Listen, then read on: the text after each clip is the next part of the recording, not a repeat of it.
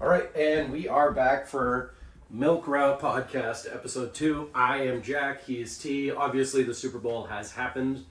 In about a few seconds here, we're going to cut over to the Milk Mile, but Tristan's got something to say beforehand. Knees to chest, whole milk over skim milk. Shout out Richardson's. This is going to suck. Belt to ass. All right, let's introduce everybody to the Milk Mile here. We got our Richardson's whole milk, 4 quarts, 1 for each quarter mile. Our track's currently buried in a foot of snow, so we're not going to be able to run on the track. Not going to happen. Here's Tristan. He's ready to run. Ready? We got Charlie checking in, ready to provide some commentary with me. I'm right here. I'm Jack. I'm still here. Rules. We got a eighth of a mile loop here. That's my wife. We got an eighth of a mile loop. So you're going to run 2 loops after you drink your first quarter gallon, and you're going to do that 4 total times. Right. Anything to say to the people before we kind of get started here? Buy local. Buy local, he says.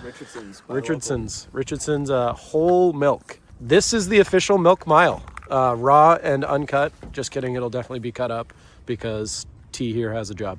My final piece of advice as a trainer, Tristan, is take the run slow. This is 600 calories. Well, you're about to ingest 2,400. All right. Cheers, mate. Cheers. And we're off. Yep, look at that. He's taking it like a champ. Oh, it's so cold. We're probably an eighth of a gallon in. Oh, that's the worst part. It's just so cold. Well, you're about to warm yourself up in a little bit, so get that down. You missed the dynamic warm-up piece with Tristan here just a moment ago. Did some skipping, some hopping, some trotting. Good stuff. Hopefully the legs will stay nice and warm. If this was the summer, this actually might be better because I'm getting horrendous brain freeze. You take this. All right, Charlie, show us the shame cowbell. There it goes. Last little bit. All right, finish that up, finish that up, finish that up. There it is. All right, and he's off. Can I get a shame? Shame. Shame. Tristan, what was the score to the Super Bowl? Shame. Shame. Which one? Shame. The one that happened 2 weeks ago. Shame. 29-13. 29-13, he says. And how many pressures did Will Campbell allow? I think 14. 14. More points than the Patriots scored, right? All right, go ahead and make a turn, sir. Ooh, I almost just ate it. That would have been hilarious. I apologize in advance if you have to hear any of our loud breathing. How you feeling, T? Cold. Cold, he says. All right, that's lap almost number 1. Go ahead and continue lap number 2. Me and Charlie are going to watch. There he goes, folks. So, Charlie, tell us about how much fantasy football advice you've taken from Tristan. I've taken a significant amount of advice. He is my fantasy guru. I have to give it to him. His advice has led me to, 4 consecutive years, make it to the semifinals. Semifinals, excellent. And, he's made me quite a bit of money. Well, we have Tristan here picking up a snow shovel that just fell off the back of the truck. Just keep running, Tristan. He's picked up a snow shovel, folks. He's trying to help that tow truck driver. See, and that, I think, Or really embodies plow driver. Tristan as a person. You know, he is a goober at heart, but he's a good man. He's a good man. Friend, and he's true to his word coming out here after. I cannot believe he's out here doing this right now, but he is he's a man of his word. He's a man of his word. Honestly, he's eaten nothing today. That stomach is going to be curdling here in a couple of minutes. Homie lost his shovel. Homie lost his shovel. You're a good man, sir. On to quarter gallon number 2. The trick is I'm trying to get my body to think it's water. It's not doing that well. It's not doing that well. 0 to 10 pain scale. Where you at? 3. 3? All right. It's cold. Yeah, I can heat up the truck. In the middle of some warm Milk Mile. What was Ron Burgundy's phrase? Milk was a bad choice. Milk wasn't. Cold milk was the bad choice. He's about 3/8 of a gallon in, folks. Halfway through that second quart. like doing the trick where you push your tongue to the roof of your mouth to warm it up. That's the problem. It's tricky when you're trying to get a lot of quantity down, though. Frickin' Will Campbell. Will Campbell, he says. A future offensive guard Pro Bowler, perhaps? Future Amazon worker. Future Amazon worker, he says. A little burp and a little bit of a chug. That is a sporting legend. We'll follow him for that first lap. I figure I'll do the second lap on the next two. That way we can keep you company while you're really hurting.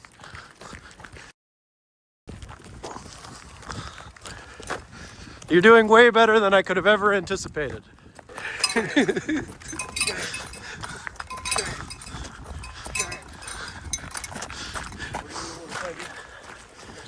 little bit. Burp the baby, boys. Burp the baby. There he goes. A valiant man who loves his milk.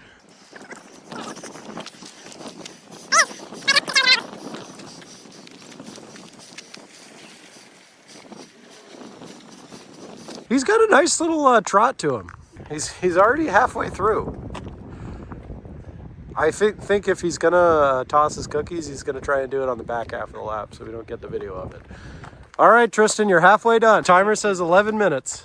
Milk prepped, ready to go. It's also a lot of protein. How many grams per serving? Don't make me do math. No pressure, but I got 20% battery on my phone. I've had multiple people in my inbox saying, quote, that poor guy. The people are anticipating the outtakes of this. And honestly, you're doing the people proud right now. How we feel in 1 to 10? 6, Or- maybe 7. Honestly, if you end up puking now, I won't feel bad for that reference right there. If I recall correctly, you only made it to about 5/8 of a gallon until you evacuated the last time you had to drink. And we're approaching that right now. And you are seemingly passing that with a half mile of running in between. Kudos to you, sir. My powers have doubled since the last time we met Carr. That was a much better reference. Kareem Hunt and Harrison Butker are his mortal enemy. Twice the dairy, double the fall. Yeah, we can. Drinking it slow, as well as the taste. I think we're gonna go vegan after this. Vegan. All right, there, T-Dog. Let's get those last few sips in. Deep breathing. The fact that you're 3/4 of a gallon in is impressive, sir. Fine dining and breathing, T. You're probably about 13 minutes into the attempt right now. There it is, folks. The last gulp. There we go, 3/4 of a gallon down. We won't follow you on this first lap, but we'll follow you on the second. It is slowed down to a damn near walk, folks. He has truly entered the pain cave. There's a head shake right there. There's a head shake. There's a head shake. He's not looking hot. He is definitely not looking hot. He's still going though. It is almost like I have to go to the bathroom trot. Oop, there it is. There it is. He's making his exit. He's making his exit, folks. There it goes. There it goes. It's not pretty. It's not pretty, folks. There you go, kid. Let it all out. Back on the tree. Double time. March. We got a few more dry heaves in him. He's looking a lot fresher the second time around, though. I think most of it's out of his system. He's now looking like a geriatric old man.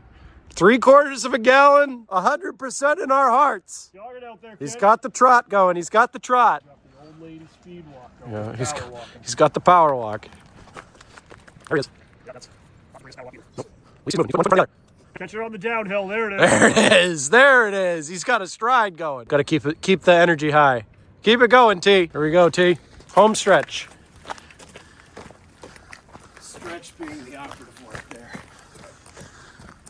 Stretch of your legs, stretch of your stomach lining, stretch of your esophagus. We'll leave it up to the people. My dog is crying storm right now. You're a warrior, Tristan. A warrior, I say. Man of his word right here. Man of his word. Smart man puking his milk into the snow. God forbid we got a good photo of that. Why do you think I'm wearing a white rock jersey? There was some planning that went into this. So what I'm hearing is you plan for the Patriots to lose. That's tactical chunks with this one. Tactical chunks? Should have on that lap there. This is gonna suck. Oh, you're saying you should have I should have. gotten rid of some so you could fill up on more in a minute. All going to the same place. Toilet. It would be so lucky. Last 1/4 gallon of milk coming right up. Oh, sure. Winner's finish. Winner's finish. You didn't come this far to come this far. You know, I think the whole choice may have been That may have been something. So that was your choice and not mine. Whole milk was not stipulated. Tristan chose that. You started holding at a 3. Last we asked, you were at a 6. Where are we at now? Are we at a 10? Close. 9 3/4. Shout out Harry Potter. I assume you're ready to run through a wall right now. If looks could kill, boys. If looks could kill. I can say one thing for certain. I am glad I am not you right now. You can see where he's really mentally digging deep. How much we got in there, Tristan? Half? You're 7/8 of the gallon done. Once you finish that milk, you just got to walk 1,300 feet. We measured the lap, folks. It's about 1/8 of a mile lap. That's why he's doing 2 each time. Well, I got to show Jack. Go zoom in on this. Look at the socks, dude. He's got the Drake May socks. The Drake May. Patriots fan, do or die. Milk or no milk? Oh, that looks at it all. He's a brave man. Oh, it's finishing time. Well, I didn't want to bring it up, but he's still got about a sip left in that jug. He's got to show us empty once he's done. Charlie's face says it all, folks. You got about 2-3 minutes of running, and then you're all done.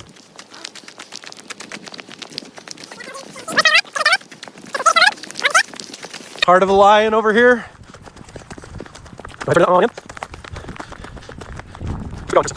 There's that shovel he tried to be a good Samaritan about. Someone beat me over the head with it.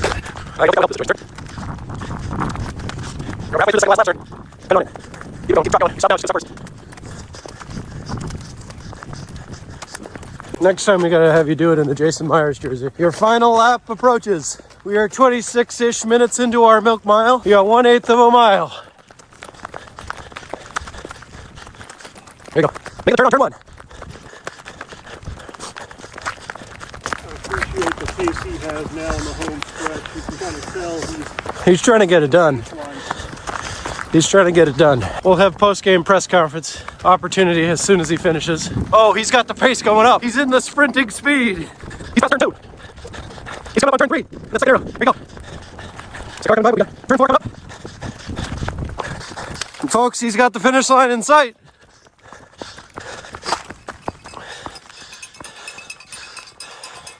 Do we have a milk mile medal? Appears not. Can I see your mic, Charlie?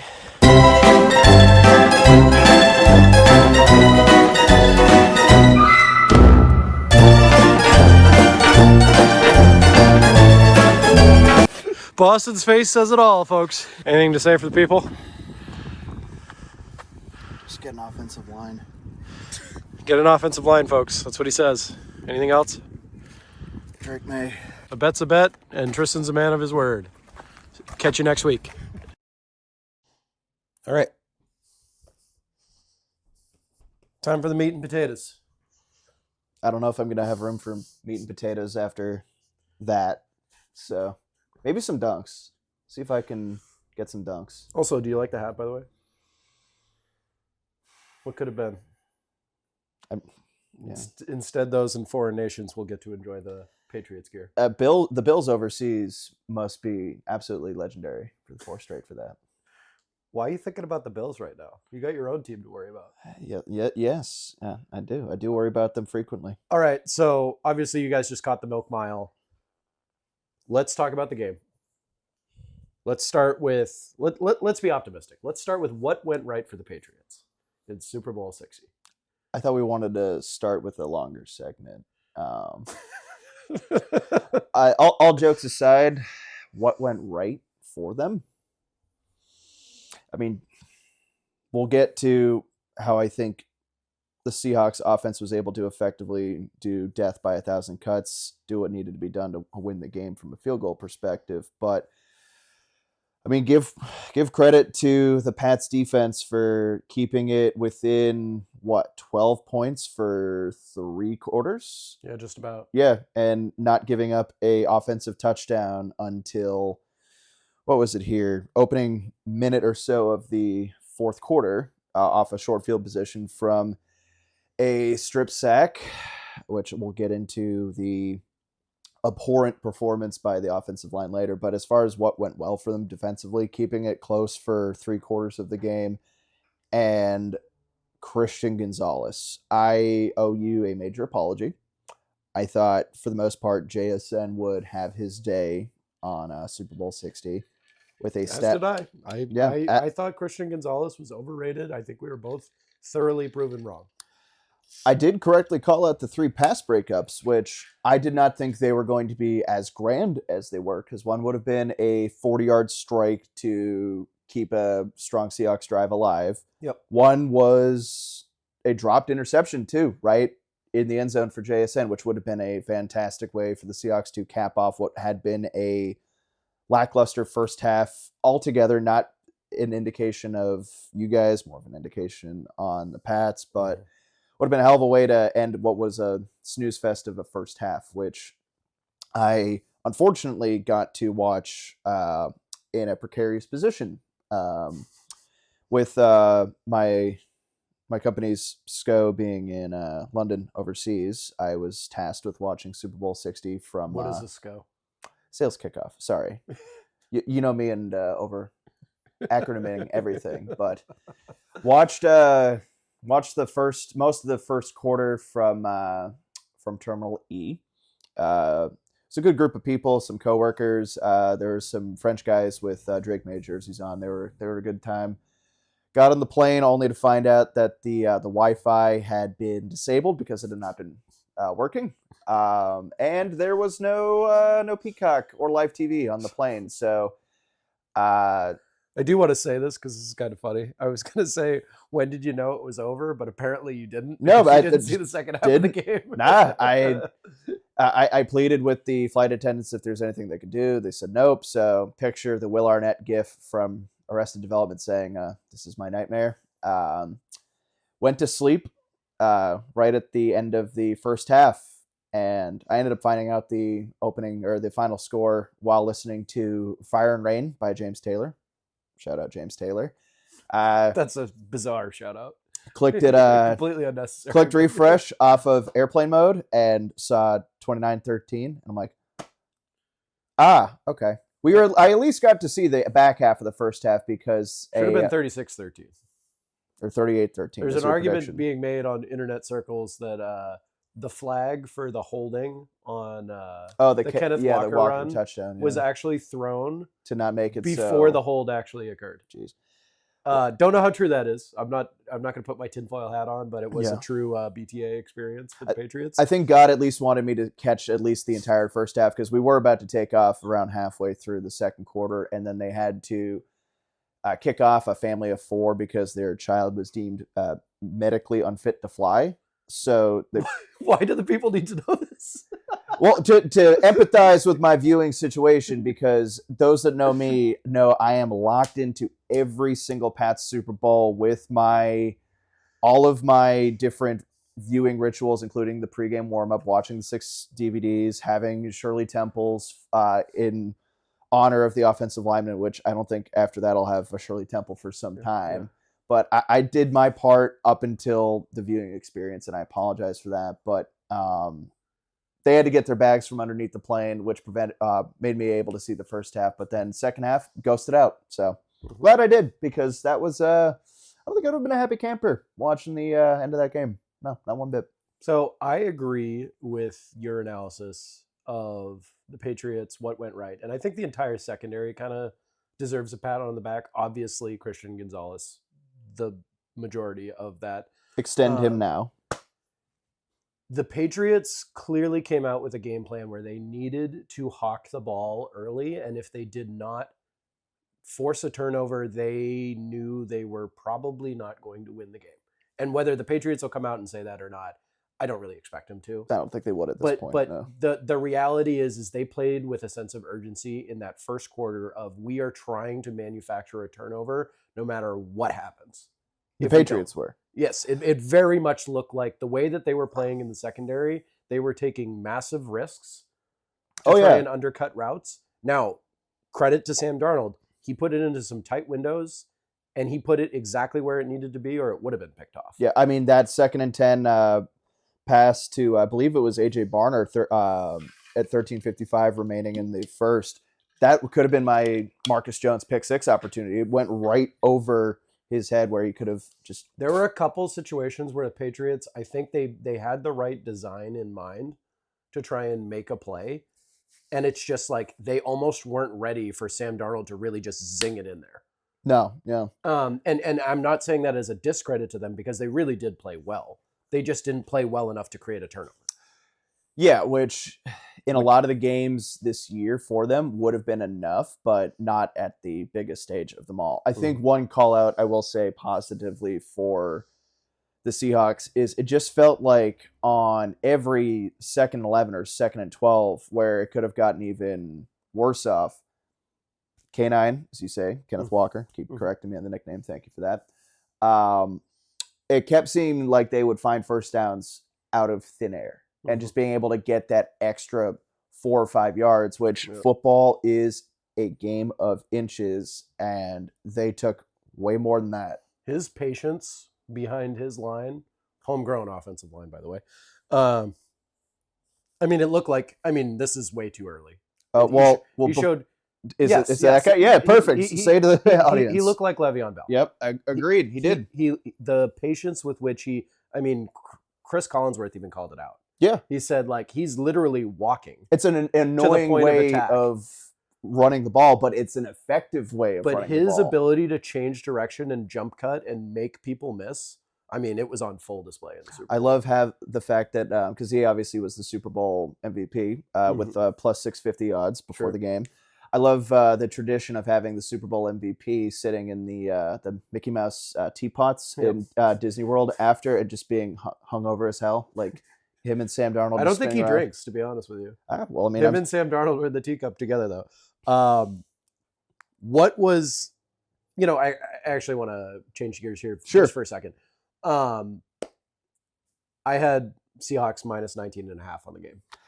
Yeah, I saw that after the fact. I'm offended by Walker, that. Well, I really confidently believed that Seattle was well and truly the better team. And minus some stat padding at the end, it was going to cash. One of my friends actually put in it was a 4-leg parlay. 3 of the legs hit. One of them was an AJ Barner anytime touchdown. The final leg he needed was Seahawks minus 19.5. And that holding call deleted the minus 19.5. I think it was $10 to win 800. Pretty fat L. I'm thinking, and you had 19.5? I had 19. So that Mondre touch, how much do you mind telling the crowd how much you had on that? Or I think it was like $5 or $10. Okay, so that cost you some money. Yep. The Mondre touchdown to remove 19.5 because at that point it had that Mondre touchdown and missed 2-point conversion ended up winning me a square. I had never done squares until this year, and it netted me $25 square for $400. So I had that. That's not bad. And unfortunately, the mush also didn't work. So while we lost on the field, we did win in our buckets, in our checking accounts. So whoops. Let's change gears.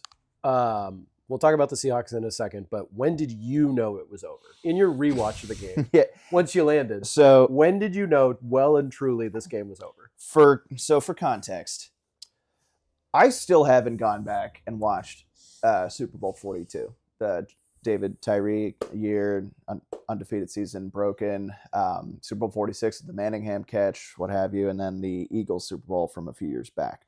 So all electric Super Bowls, by the way. Electric Super Bowls, yes, but those I have watched too painful.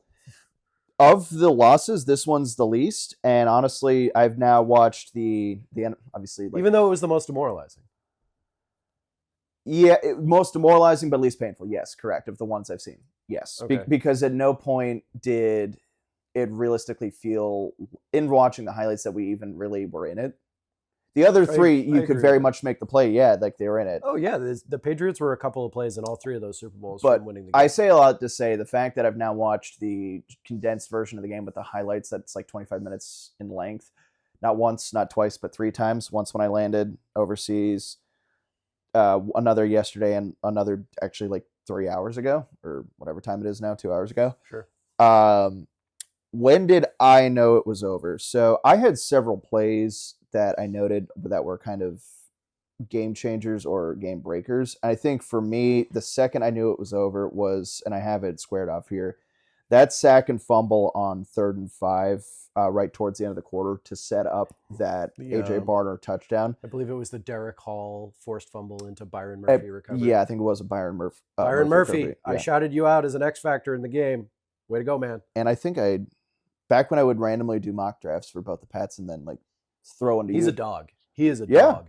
Texas product. No, so for me, that's when it kind of felt like, all right, like this could be over. Because again, up until that point, it doesn't take a full game performance sometimes to win Super Bowls. Look back at Super Bowl 51. The Patriots played terribly in the first half and yet somehow had the greatest comeback of all time in the second half to win it. So you don't need a full game sometimes to win Super Bowls. At that situation, it was only 12-0. To get a touchdown, a stop, and a touchdown, that's not all that inconceivable because also the Pats had not let up an offensive touchdown all game. And the only one that had come about was because of a short field position.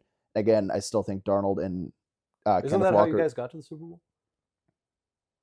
Which Touchdown on short field position Oh, against the Broncos? Yeah. 12-yard touchdown? We're talking about the Super Bowl. Sorry, I Super couldn't help Bowl. myself. Yeah. But that's when I think it was not the. Was that was that touchdown? Was that a fumble six or an pick six? They scored it as a pick six. And in rewatching it, It really looks like a fumble six. it could have gone either way. His arm was like kind of coming forward, but you could make the argument it was a fumble. So it was a forward pass. The ball never hit the ground. Forward pass. It kind of went sideways. Tuck rule. I mean, that has nothing to do with me. I- We're talking about 25 years Yeah, I ancient know. history at this point. I know. That's when I knew it was over. That was that sack and fumble. The initial sack and fumble, the first one. Yes, that for me, setting up that position in the Barner touchdown, seeing it after the fact, 19-0 with how the offense had not been operating. Yeah. Which, by the way, the AJ Barner touchdown was gorgeous. Oh yeah, I Wide open. I had that here too because the play design was great. He went completely unnoticed on wasn't quite like a fade route, but it was like a 45-degree streak. So what's interesting about this play is that play almost got messed up and didn't happen. This is the unsung hero nature of Cooper Kupp, former Triple Crown winner, two-time Super Bowl champ now. Super Bowl MVP. My understanding is that AJ Barner almost messed that up and basically had his sides flipped on where he was supposed to run his route. And Cooper Kupp changed his route on the fly to make it so it didn't get congested. Cooper Kupp actually hopped on a I don't remember which podcast and explained that play almost never happened. But he changed his route, which opened AJ Barner up. I'm sorry, can we take a pause to notice that you're also wearing London socks as I'm also wearing Drake May socks? That's a wild coincidence with the fact that I ended up in London after the Super Bowl. I promise it wasn't intentional. Okay. I'm looking down. I'm like, what's going on there? Well, so I agree with you that the final straw for the Patriots was that first fumble. Like I was well and truly beside myself at that point. Yeah. Big fumble. I mean, the pressure was finding its way home, but that was the first time we actually got the ball out of it. Yeah. However, the game still felt like it was never close. That was just the nail in the coffin. And I can't remember whether it was before or after that I would say play. nail in coffin was more the pick six. Yeah. But when I knew it was over was that The nail in the coffin for me was that play. And the reason why, and I can't remember whether it was just before that play or just after that play, they put up a graphic where they detailed New England's offensive production, where it at one point was 4 first downs and 8 punts. And because there had not been a turnover play yet, there was 8 punts before the turnover. And it honestly didn't get much better until the game was well and truly in hand. Yeah. And I mean, there were some opportunities for the Pats to I wouldn't say crack it open, but what I noticed was it never felt like they could get anything consistently going. And even in the first half, when I was able to actually physically watch either at the Legal Seafoods at Terminal E or on my phone, it just felt like there was never anything consistent. At first, Mondre first down was like, okay, cool. Like he could have been stopped early. They ended up getting another gain. It did feel like there were some crucial drops that also did occur. The Henry one, I don't really so much put on him because while that may go down as a drop for Henry, that was also could have been disastrous because that easily could have been picked. I'm not sure if you know which play I'm referring to, but there were also a couple of balls that got that popped up one into the air. Henry got turned around on. Not a great throw by May, so that was there. That actually leads me to a good segue when you're done. Yeah, so I would say that Diggs had a drop that could have kept a drive alive. So did Demario Douglas. I think the run game was non-existent. Couldn't exist. No, I think Henderson's longest run of the day was like 9 yards in the second half. Not what you need to win. Yep. Mondre had some flashes. He had a couple of good runs very early. Mondre had some flashes. He had that hurdle towards the end. Obviously, the stat pad touchdown at the end. I think for me, like I mentioned in the first episode, if the Pats are going to win this game, it's going to come down to the offensive line, not just protecting the ball or protecting Drake May, but also advancing the run, because I thought we were going to win on the ground. Mm-hmm. Didn't happen whatsoever. I think May had, I believe, 30 some odd yards rushing, and based on my stat predictions from the first game, his yards per carry was accurate to what I was predicting, but the sheer total between him, Mondre, and Henderson did not pan out. And I think I don't even think they had 100 yards rushing, did they? They might. They no. With the fourth quarter. No, actually, no. You know what? No, I remember it. So you guys actually had 140 and change. We only had like 70 and change. Gotcha. So you guys nearly had 2 times more rushing yards on the ground. I think this is a really good segue to talk about what the Seahawks did well in this game. If I can just pin with my key takeaways from what I think this game revealed. Sure. Will Campbell needs to compete for his job either as a tackle or get moved to guard. I don't care if it's via draft or trade. That's got to happen. Ultimately, the defense held their own when they needed to. Unfortunately, didn't get the win. Doesn't matter how it happens. Yep. So, I would argue with the run game, with the run defense. New England came into this game telling us nobody can run on us. We don't 100-yard rushers don't happen. And Seattle is not exactly known for their offensive line, but they came in there and they controlled the line of scrimmage when it came to the run game. Their pass protection wasn't terrific. I'll give the Patriots that. They were finding a way to put pressure on Sam Darnold. However, Kenneth Walker was having some very nice. I mean, don't get me wrong, he was excellent. May I have a controversial question for you? But give me a second. The line of scrimmage from a run game perspective was absolutely controlled by the Seahawks offensive line. And that's something the Patriots weren't used to. And everybody kind of thought that was going to be a point where the Patriots had the advantage. And it didn't look like they did. My calcium crew was totally shot down, the offensive line call. It was right because it was the team that's going to win or lose the game. Yep. And it was there. The inverse was true. But so controversial question for you. Hit me with it. Mr. Chardonnay. Chardonnay? Yes, Mr. Chardonnay. Charbonnet, you mean? Yes. Does Zach Charbonnet is I believe a type of pepper. Oh no, that's a French beignet. Sorry. Beignet. Oh yeah, well yeah, Mardi Gras. It's a super spicy pepper. Have you had a beignet? A beignet? Yeah, I've been to Louisiana. Did you go to Cafe Du Monde? Yeah. I need to go. I only had beignets when I was in Baton Rouge. I need to go to New Orleans, but I went to Cafe Du Monde. Go Tigers! But we love you, Will Campbell, because you're a Tiger, but you need to play guard. The question being, does Zach Charbonnet going down for the year ultimately, I don't want to say win the Super Bowl, but does that become a huge X factor? Because I don't think Charbonnet was running the ball as effectively as Kenneth Walker had been. They're two different backs. They're two different backs. But that's what happens with running back by committees. You don't let one just completely off the chain. Wrong. This is so wrong. All right, well, Kenneth Walker throughout the season has shown flashes of brilliance. There is no mistaking the fact that the media does not give Seattle love during the regular season, especially. And honestly, they were the most slept on playoff team that people were honestly surprised that they were this good. To Seattle fans, it was no surprise that Seattle was this good.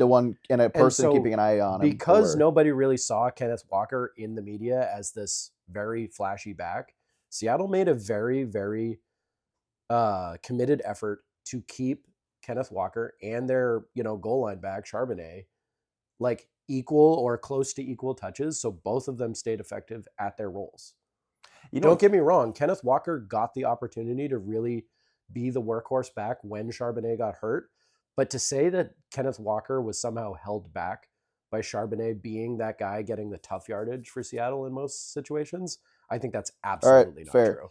One thing you kind of hate to see it, and I feel like Nick Chubb got the same kind of drag, but I feel like the backs that don't produce in the passing game don't get the same love as those that do these days, and I think he may be a victim of that. Maybe that's why there's... Well, it matters. Yeah, well, because, I mean, obviously everything's so fantasy Kenneth focused, Walker betting focused. I believe he had 1 or 2 drops in the Super Bowl. Ken Walker. Yeah. He is not a prolific pass catching back.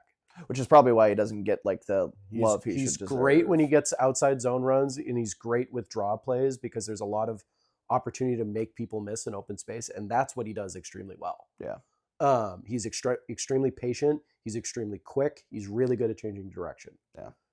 Charbonnet is the guy who's going to put his hard hat on and run between the A gaps. Hard hat wise, unsung hero for me also in the Pats. Matt Collins. I think he came up with several huge plays. I know he'd missed a decent chunk of the back half of the season due to injury. Came back, had some big plays in the Broncos game. Obviously had the touchdown that kept a little bit of a heartbeat alive in the fourth quarter. But I would argue it was all in stat padding territory. And don't get me wrong, great player. The way to stick with it. Mondre one was. I would. The cigars were already lit on the sideline by the time it was 19-0. 2 minutes into the fourth quarter, Seattle was already celebrating. But a 12-point game is by no means like uncomebackable. A 12-point game with that defense versus that fair, offense but is uncomebackable. After the pick six is when it's like anything after that is just stat padding for me at least. So yeah, the May touchdown to Mondre, it's a little bit more. What does it for me, and why I believe that, frankly, all of New England's points were in stat pad territory. Drake May had 60 yards passing through 3 quarters. And all of a sudden, he can produce 235 yards passing in the fourth quarter. Did Seattle take some plays off in the fourth quarter because they knew the game was over? If you don't think the answer is yes, then you're wrong. Well, they at that point, I think they should have been more consistent in the fourth quarter. That could have bit them in the rear. Although obviously it was never in doubt. It was still one of the best defensive performances Super Bowl wise as a unit completely. And I won't even as Drake May sock wearer here. I won't absolve him completely. I think there were some instances where drives could not get going because of sacks. Like I had one down by your rookie out of Notre Dame. I forget his name, but he had a sack. Like the first sack. Oh, Mills.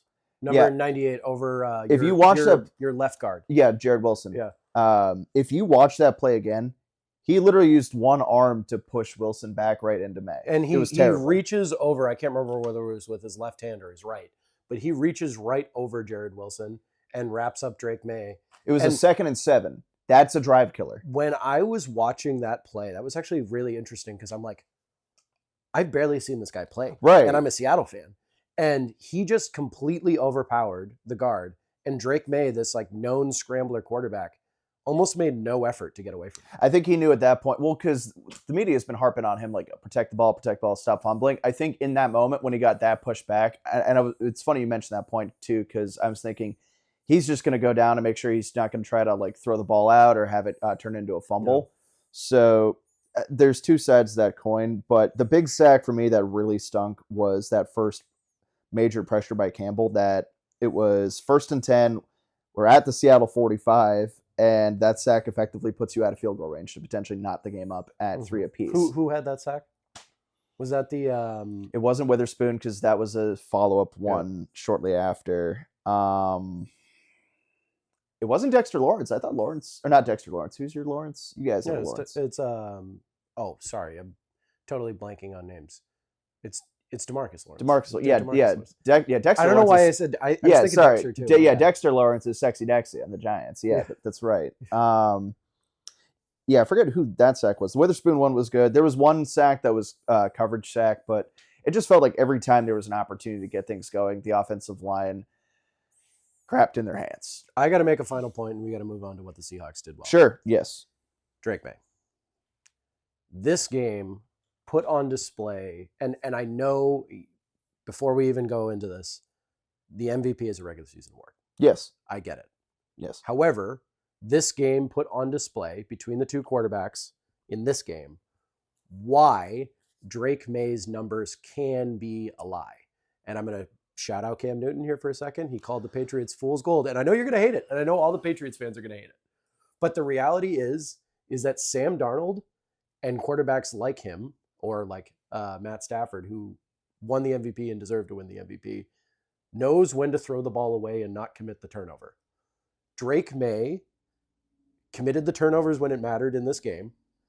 And then he also did a lot more scrambling or like bad completions in this game that made his numbers look a lot better than your eyes showed him he was playing. So his efficiency numbers, quote unquote, looked better, despite, Sam Darnold just saying, thank you very much, I'm throwing this out of bounds. Drake May doesn't do that nearly as much as the average high-tier quarterback.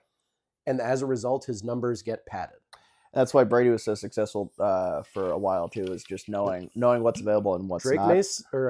Tom Brady, you're exactly right. Tom Brady's statistics never jumped off the page at you as like the true number one offensive talent, save a couple of seasons. Obviously that like Randy Moss year, like his numbers were absolutely insane. When he decided to go nuclear, he went nuclear. Exactly. Yeah. However, because Tom Brady was such a mature, intelligent, like forward-thinking, like great foresight quarterback, he knew when to say, I need to protect the ball, take the sack, or I need to throw the ball out of bounds. And I think there were a few decisions in the fourth quarter, namely even in the quarter he got 235 passing yards, which that's wild that he was even able to get to that number, because I guess that's the most in a quarter in the Super Bowl history. There were some decisions that just had me very Patrick Mahomes-esque, baffled, between the first decision to throw to Hollins deep in triple coverage that didn't result in a pick, and then shortly one after that did result in a pick. However, that air mail to Julian Love, I'd probably call that one more closer to what my brother Shadow Hunter refers to as a arm punt. That was a stinker. That thing quacked. That one pissed me off a little bit. So, and again, we got to talk about the Seahawks. I'll finish on your Drake May point. I think he took a major leap year 1 to year 2, but and he did quiet down the turnovers partially in year 2. Not in the playoffs. Well, I'm getting there. He quieted it down in year 2 in the regular season, but a problem that had been reoccurring in year 1 reared its head in the biggest moment of the year. So, yes, I think He's got a lot to prove in year 3. I think it's not so much prove, it's more so, okay, can you do it again? Can you put up these same numbers on a harder schedule? I will call it that. I think Drake May's first season in New England, and it's not fair because the roster sucked. It was terrible. And this year the roster was substantially better. The roster in year 1 was terrible, and his stats showed that. You can look up the numbers. Sure, they're absolutely atrocious. It was like 2,500 yards passing. I think it was like, mind you, he didn't play a full season, but he played 13 out of 17 games. Did he start week 4 or 5? He started at least 12, if not 13 games.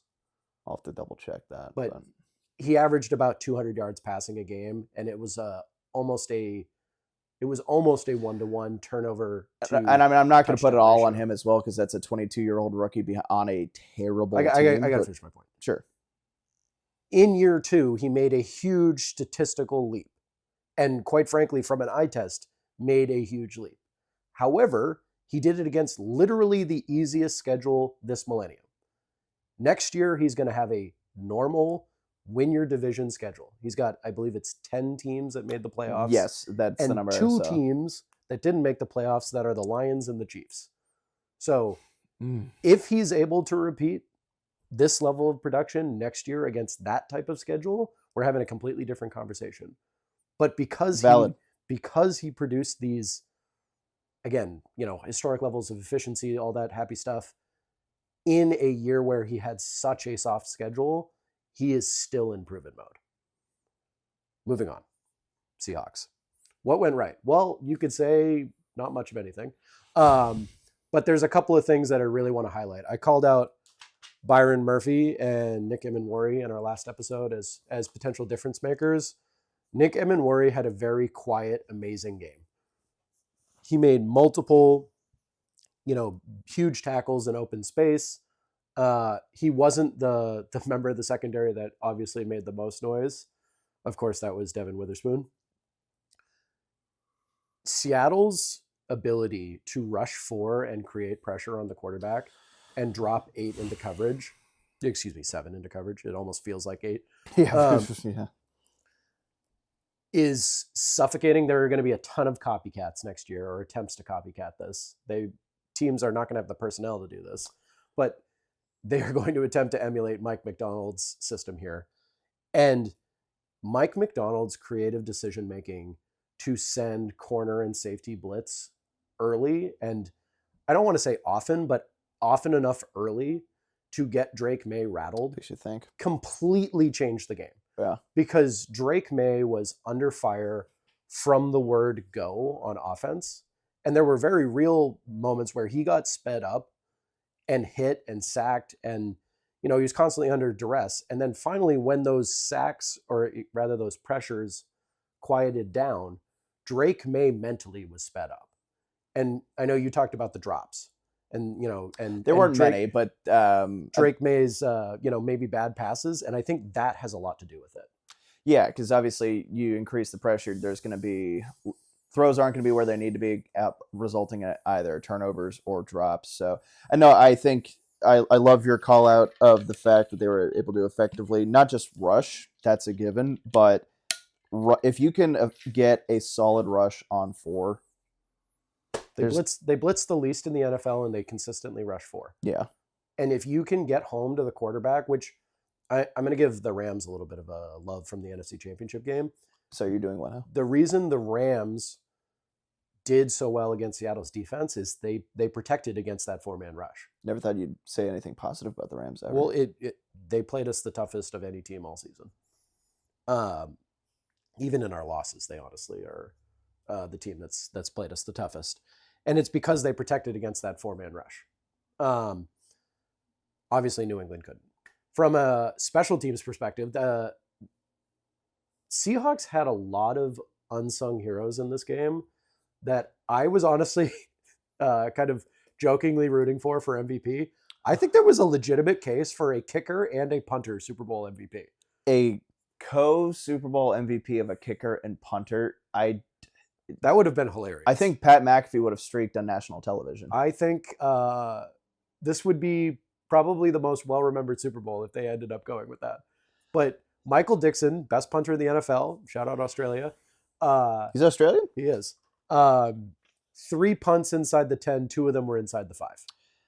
Yeah, I had that written down, actually. When Drake May, who's already a little bit rattled, is starting possessions inside his own 10, that's a daunting task to try and complete the job. Difference between starting at a 20 or 22 next to the 8 or 10. Yeah, that it made it. I mean, 2 inside the 5. You shorten your playbook because you are in such dangerous territory. So, yep. One piece I'd also say is I made sure to call out. I think whoever wins the turnover battle wins this game. I did say I thought the Pats would increase their turnover margin by 66% from 3 to 5. They ended at what a lot of people would take at a casino as break even at 0 for the year. So the fact that you guys had +3 in a Super Bowl needs to be addressed and applauded for sure. And I agree. I think what was that stat you told me about the Seahawks and turnovers? Oh, you're going to make me say it into the camera, aren't you? Yeah, so in preparation for this episode, I was digging to make sure I could find some good nuggets of information on the game. The Seahawks actually became the first team in NFL history to end a postseason run with no turnovers. That's pretty impressive. Should we answer this live on the pod? Sure. We're going to answer it. We have Kenneth Charlie Harris answering in the pod, so we're going to answer. Hello, sir. You are live on the podcast right now. Anything to say? God is a lie. God is a lie, he says. Interesting. That'll be contentious. I think God was proven to be a Seahawks fan on that day. What's the play here, kid? Well, we are a mid-recording podcast. If you'd like to catch the Milk Mile, available on Spotify and Instagram, and more emerging platforms, including YouTube. I'd say get over to the Gloucester track in probably about an hour, maybe less. Okay. All right, we'll get back to you. God bless. All right, but back to special teams for a second. Michael Dixon, great punting performance. Jason Myers. I'm going to say something very controversial here for a second. If it's where I think you're going with this, I might get up and walk out the pod, but go. Greatest of all time. Kicker? He is, at least historically from an NFL perspective, in a single season, the most points scored One season. by any player ever. One season. He broke LaDainian Tomlinson's record in the Super Bowl, was a perfect 5 for 5 One season. on field goals. Hold on. You could argue he had the greatest season in kicking history. I'll give you that. He's cemented himself as a Hall of Famer with the season alone. It's the greatest kicking season ever. Do you know how hard it is for kickers to get into the Hall of I Fame? understand. I knew when I said it was going to be contentious. Adam Vinatieri, I don't even think was the first ballot Hall of Famer. Look, I'll give you credit. I think how do you say it again? Emanwari? Emanwari, his caliber and prototype of player, he does have Hall of Fame potential long down the road, and especially getting a Super Bowl in your rookie year, that helps early. Jason Myers statistically had the best kicking season of all time. Let us not say off of that season he is a surefire Hall of Fame lock. I'm not gonna pull up his statistics because nobody wants to talk about kicking statistics.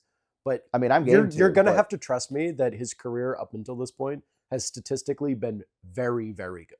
Like, I will run an additional Milk Mile if Jason Myers makes the Hall of Fame. You give me $200. If not, do you still maintain that? $100, 150. 125. Deal. God, I hope that's gonna be. That's a 10-year plus. I'll be like 45 or 50. I got to write that down after this episode. Oh God. He's had a great career, and he just had the best season for a kicker ever. People don't seem to understand this. He is the single player with the most points scored in NFL history. It's a great season. If that guy doesn't get into the Hall of Fame, then who does? One season doesn't do it. I mean, just look at Derrick Rose. Obviously, so we want it. I totally get where you're coming from on this argument, but Luke Kuechly, and the relevance here is going to be spicy. Luke Kuechly played a very short NFL career, was very, very, very good during his career. Better than very good, but go on. Like all pro level. Don't get me wrong. Yep. But Jason Myers also has been that at his position. Luke Kuechly made one Super Bowl and lost. Correct. Jason Myers set the record. Had a legitimate candidacy for MVP of the Super Bowl while setting the single season record for most points scored by a player. So even if Jason Myers' career ends tomorrow, he has been as good at his position, frankly, as Luke Kuechly was at his. No. So Luke Kuechly's position is more impactful. I agree. From a rhythm of the game standpoint. However, Jason Myers has been automatic for Seattle for years. My whole point around it, and we're getting wrapped around the axle on Jason Myers' Hall of Fame candidacy, which is I didn't know we were going to go. I did not think that was the rabbit hole we would ever get down. But point remains, it is super hard forget kickers, any special teamer to make it to the Hall of Fame. That's where I struggle. Matt Slater win. And what? Matt Slater win. I don't think he'll make first ballot, but I think he has a case. If Steve Tasker didn't get in, which I don't know if he did or not, did he? Do you remember if Steve Tasker? I don't know. It'll be hard for him too. But we'll move on for this this tangent after a quick shout out. I will say, Luke Kuechly, great linebacker. Him and I had the same marketing professor because what on earth? Well, hold on. Well, so not just a great guy on the field, but also a solid role model off. So my professor also spent some time teaching at BC, and she said of all the students she ever had in her class, Luke Kuechly was by far and clear the smartest. So not just a strong player on the field, but also in the books. So just wanted to give that shout out if we're giving our guy Luke Kuechly some credit. So I'm going to say something spicy here again. Luke Kuechly is not the best linebacker drafted in his draft class. Was Patrick Willis in that class too? I don't know about Patrick Willis. Oh, but I'm I know where you're thinking of going. somebody else. I know where you're going. Bobby with this. Wagner. And I'll take Wagner's career over Kuechly. the reality, you stack up their careers when Luke Kuechly retired. I remember doing this actually with you. Oh yeah, we did. The statistics were very similar. Luke Kuechly had an edge in some things. I'll take the ring. Bobby Wagner had some edges in other things. Bobby Wagner is going to retire with likely the most combined tackles in NFL history. Yeah, no, I'd much rather Wagner's career than Kuechly, and you won't get an argument from me on that one. Is there a better kicker in the past Jason Myers' career than Jason Myers? The answer, as far as I'm concerned, is no. And Luke Kuechly was a first ballot Hall of Famer. Moving on. All right, that's my candidacy.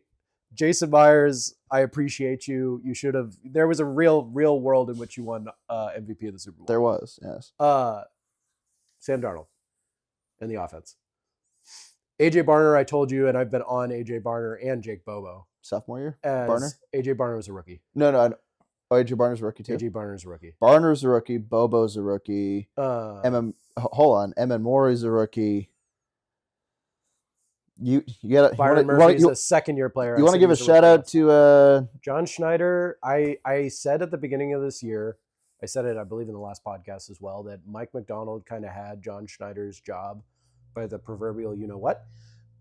Because John Schneider, he presided over the last team, and the argument now has kind of come out that Pete Carroll had a lot more personnel decisions than John Schneider did in that previous regime, which is why eventually that regime kind of faded out. But John Schneider is the only GM ever to manage the same franchise to two Super Bowl rings with an entirely new roster and a different head coach. No other GM has ever done that. His flowers are well-deserved. I believe he won Executive of the Year, didn't he? If he didn't, it was a highway robbery. Coach McDonald, you should have got Coach of the Year. The offense. Let's talk about the offense for 2 seconds. Sam Darnold. Everybody and their mother, including you, was telling me that Sam Darnold was going to see ghosts. I had it down for 2 interceptions, and he had 0. 8 years ago, Sam Darnold saw ghosts. The only person, and Chris Collinsworth, or no, excuse me, it wasn't Chris Collinsworth. Your own former player, Devin McCourty, at halftime, said the only person seeing ghosts today was Drake May. Go back and rewatch the halftime coverage. Devin McCourty said that. And quite frankly, he's a truthful man. I mean, he spoke the truth to power. Nobody wanted to hear it that Sam Darnold was back. He was as everything that he was hyped up in the draft. He went out there and he slung the ball around into tight windows, made plays happen. His final stat line wasn't terrific, but he made plays to win the game and he controlled the game. Correct. And I think obviously a huge part of that is also giving Kenneth Walker back his flowers, just more so being able to establish the run. I think so. Darnold did have less turnovers than I was expecting, which was 2 minimum. But I will say, I think this game more speaks to Kenneth Walker than it does Darnold. Darnold had less yards, less touchdowns, and a worse completion percentage than even I was giving him credit for. So I do want to give the Pats defense some credit for I don't want to say keeping him in check, but it goes back to what I said earlier, death by 1,000 cuts, and what you alluded to now. He did what needed to be done to win the game. I don't care if you throw it for 10 yards or if you throw it for 700. If you do what you need to do to win the game, that's all that matters. So I know I said a few minutes ago, and a little bit cheeky, that Mike McDonald deserved Coach of the Year.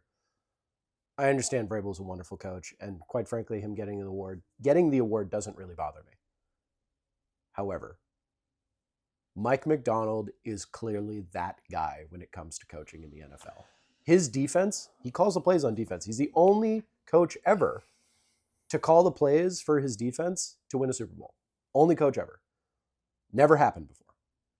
I feel like this was well covered during the Super Bowl. One of Bill's had to have been. This was extremely well covered during the Super Bowl. Secondarily, he clearly came in with a mindset of we can win with field goals. So if we have to be conservative on offense and settle for field goals rather than taking the hyper aggressive shot at the end zone, so be it. I hope Sean Payton, you're listening, because There's a lot of people that have gotten away from that in the NFL. The hyper aggressive go for it. Dan on fourth Campbell. down. Dan Campbell is literally the engineer poster of that. boy of that. You could argue that Ben Johnson is kind of the guy who was in Dan Campbell's ear about it, and he's still doing it with the Bears as well. Well, I don't mind Ben Johnson. He did.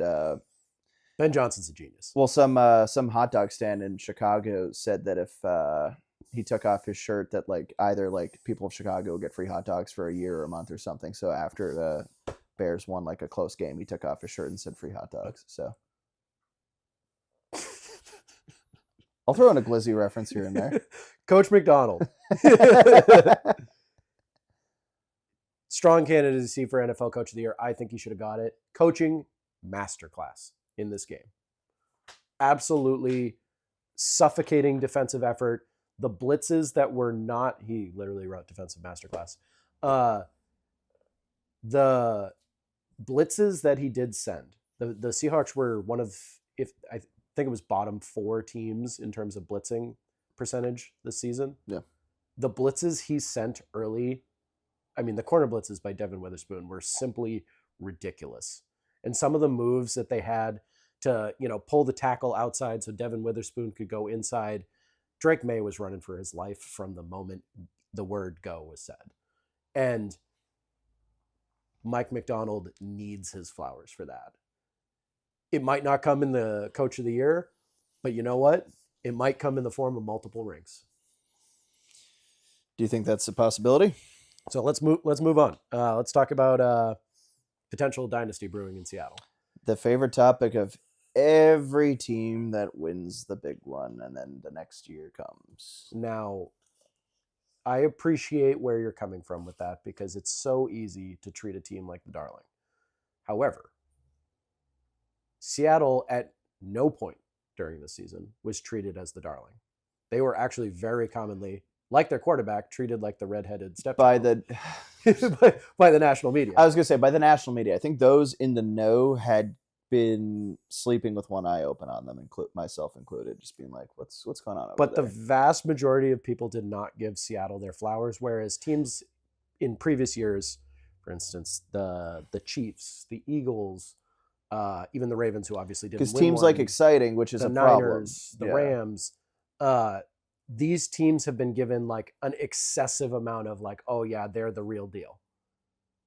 Seattle has really not been given that up until post Super Bowl. Do you think part of that has to do with just you don't have people that didn't perceive the quarterback to be the guy? And I think obviously that's certainly baked in here. Certainly. Oh yeah, because I think obviously a huge portion of what drives ratings and people's interest in team is the quarterback. It is the most important position in sports, and I think on headline tickers, it's oh yeah, Allen versus Burrow, or Mahomes versus Jackson, Stafford versus Sam Darnold. That wasn't getting folks going, unfortunately, during the year. And it should have.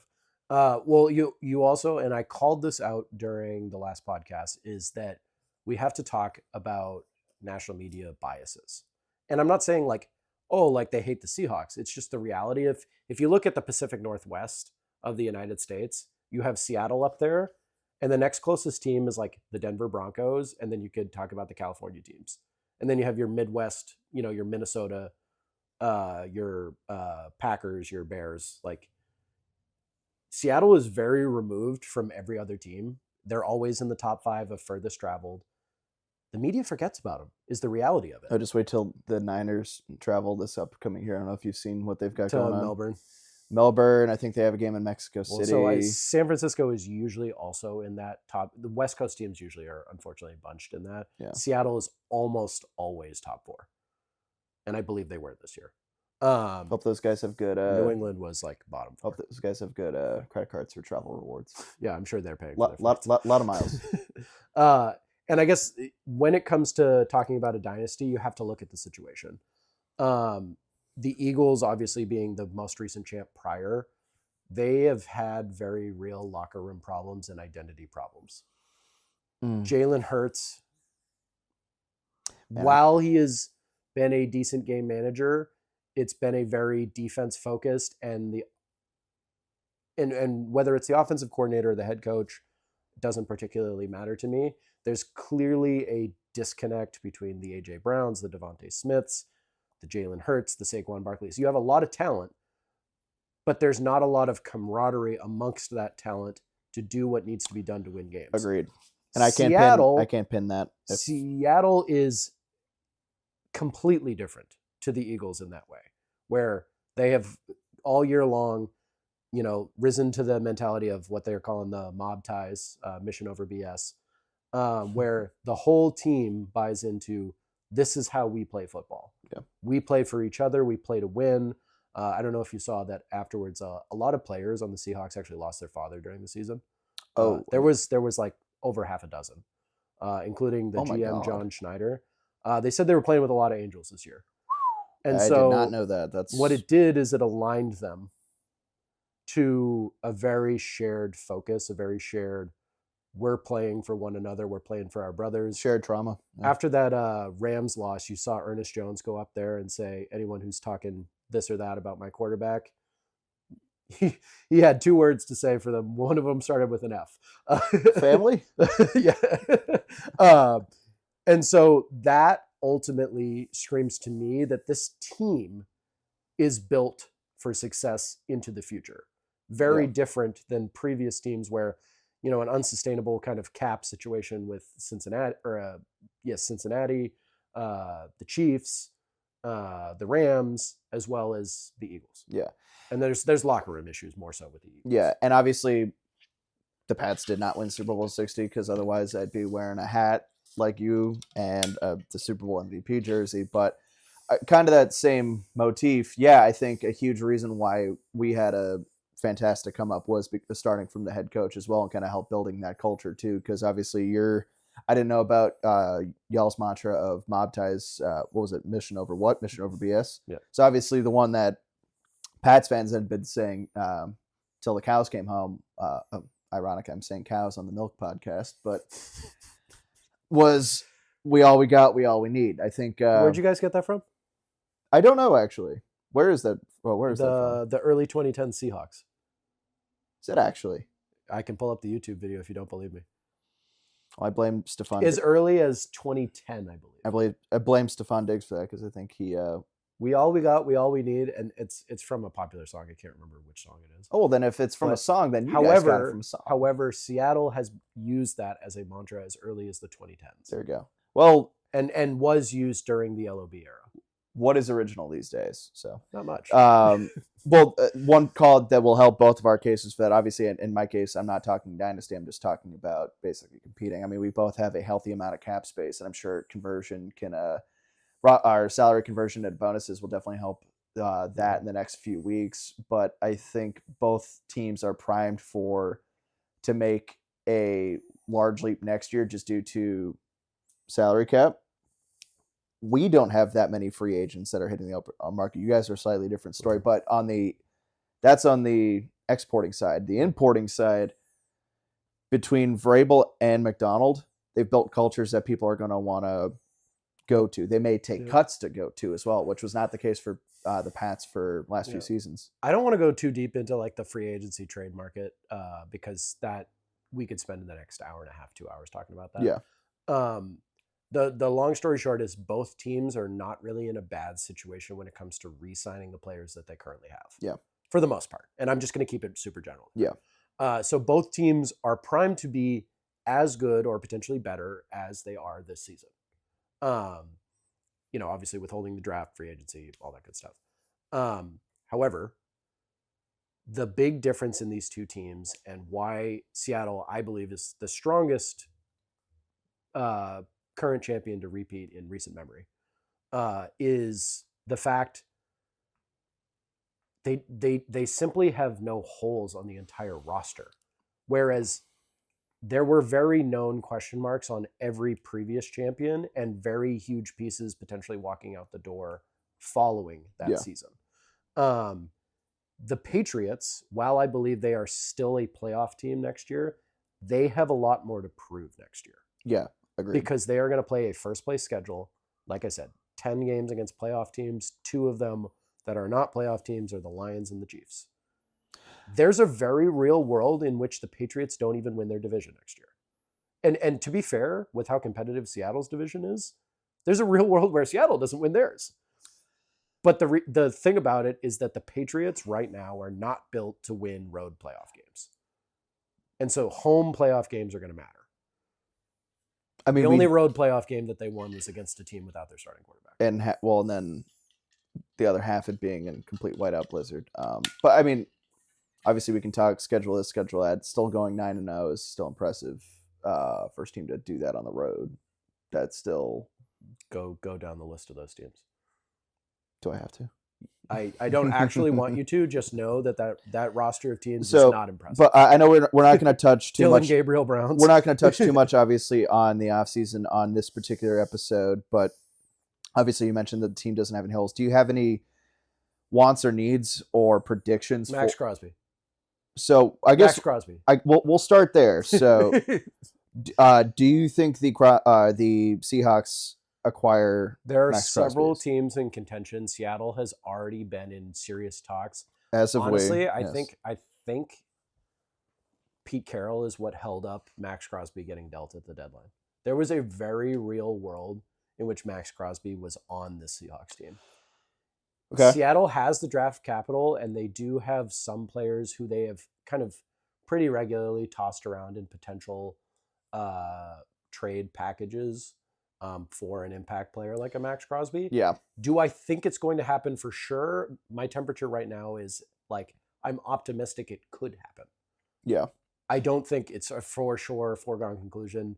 There's still other teams, like including the Patriots, who can make a compelling offer. Well, and you'll probably be surprised where I'm going with this. So yes, both of us have been linked to Max Crosby.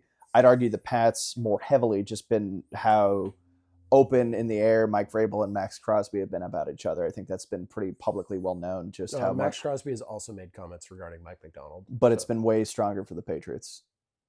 It's been. I don't agree with that. You don't have to agree with it. It's right, but I mean, so I'm more than open to you being wrong.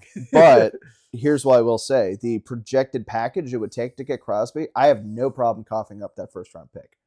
The problem I have is what comes with it as well is Michael. Oh, I can't pronounce it. Oweno. Oh, Mike O on the offensive line. Oweno.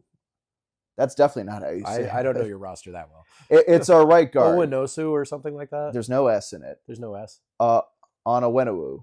You're gonna have to spell that one for me. This is gonna get clipped at some point. But so he's been a staple on our. No offense, man. On our offensive line for a minute.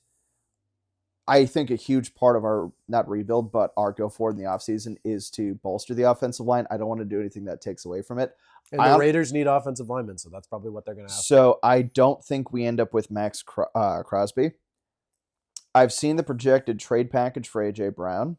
It's allegedly a 3rd and a 5th round pick to the Eagles. That's what's coming out into the ether from experts. I don't know how much cap space we're going to eat of A.J. Brown. He's not even the one I want to target. Obviously, he's been... Is it Tyreek Hill? No, heavens no. I didn't even write him down. So obviously AJ Brown, just as much as Max Crosby, if not more, was on the Edelman pod the other day. And Edelman said, I don't know if you saw this clip. Edelman goes, just remember, we're all Patriots. And Brown nodded and looked at him, kind of gave him a wink. So clearly he wants out of Philly and wants to be a Patriot. I don't want to target him. Yep. There are 2 receivers I want to use that 31st pick on. Mm-hmm. Which is? Brian Thomas Jr. of the Jaguars. New situation for him could help. I actually have I actually can't reveal how I feel about him. I have a very strong opinion on Brian Thomas Jr. And you can't reveal it? On camera you can't reveal it? No, or? it's a fantasy thing that I Okay, all right. I have a strong opinion about Brian Thomas Jr., but I actually love that for you guys. So I feel like that's backhanded. No, not even a little bit. Not even. I mean it. I mean that sincerely. So that's the conservative play. Yep. The splash that I think could happen, and I've got reasoning. I can't read your. Yeah, nor should I have worse handwriting than a doctor, but one George Pickens. Oh my goodness gracious! Here's why. So It's not like there's a real world where the Cowboys completely blunder that, and then any team afterwards is in play. But I think that's ambitious. But here's why. They already announced that they're going to put the franchise tag on him because I don't think he wants to stay either. They're putting the franchise tag on him for first. Oh, so they have tagged him. They're going to. The word is their intention is to put the tag on him. Sure. Jerry Jones does not, outside of Dak Prescott, does not pay talent internally. Oh, yeah, Jerry Jones is so cheap. So, because if George Pickens was on, pick a team, any team. Any team is better with George No. I'm just saying, pick a team. Tell me a team. Cleveland Browns. An actual NFL team. So you're saying like any playoff team? The Chargers. Pick the Chargers. The Chargers will extend him. The Chargers will extend him and not let him even remotely get to the trade market or the free agency market. Micah Parsons is, I'd say, somehow wearing Packers green and yellow. I would call him a step below generational. I think TJ Watt and Myles Garrett are much better. But the point remains, you don't let an all-pro guy like that walk out that you drafted. And the Cowboys... I will say that the package they got back was better. Like, don't get me wrong. Jerry Jones got raked through the coals reasonably for that. But the package they got back, I can't remember the defensive tackle that they got. They didn't get him from the Packers. They got him from the Jets from another trade. It was Quinnen Williams. That was a separate trade. What did they get for Micah Parsons? I think it was like... it was another defensive tackle, but not Quinnen Williams. It was a different one altogether. They did not get a great package for him, if you ask me. I think the Packers made out like bandits on that. Obviously, the Packers didn't get as far as they wanted to in the postseason. Oh, Kenny Clark, you're right. Yeah, so if it was Quinnen Williams, that'd be a much more even trade. Quinnen Williams is a dog. I think just going after a Pickens because of his situation on the team he's on makes sense. And I think a first-round pick and to be able to do a sign and trade, and then I don't know what George Pickens is worth the first round pick. So, yep. And again, we'll have a whole lot more episodes to talk about this. But my high level, I think the Pats move on from Hunter Henry. I think that's a hard conversation they have given his age. Who do they play at tight end? Well, they have Austin Hoop. Well, I'm glad you asked. So there's two free agents I could see them targeting. One, a local boy, pride of Everett, Mass, Isaiah Likely, coming off of the Ravens. He does want a larger role. He wants a larger role, and he's already behind Mark Andrews, so I could see him coming. Yep. When we were doing the fantasy draft this year, I knew you were going to say something crazy here. Okay, I know where you're going. Yeah. When me and him were sitting in my apartment doing our fantasy draft in our league, nobody else showed up. I guess they didn't want pizza or wings, so we brought it out. I started playing Linger by the Cranberries when one certain player was becoming available on the board, and I drafted him at his exact ADP. Can you tell the camera who that was? Go on. Kyle Pitts, senior or is it junior? Senior. I very much would like to see Kyle Pitts wearing Patriots blue, red, and white. It terrifies me, him playing for anyone that is not the Atlanta Falcons, because the Atlanta Falcons have convincingly proved to me that they do not know how to use a premier receiving tight end. Yeah. And that is a team that used to employ Tony Gonzalez.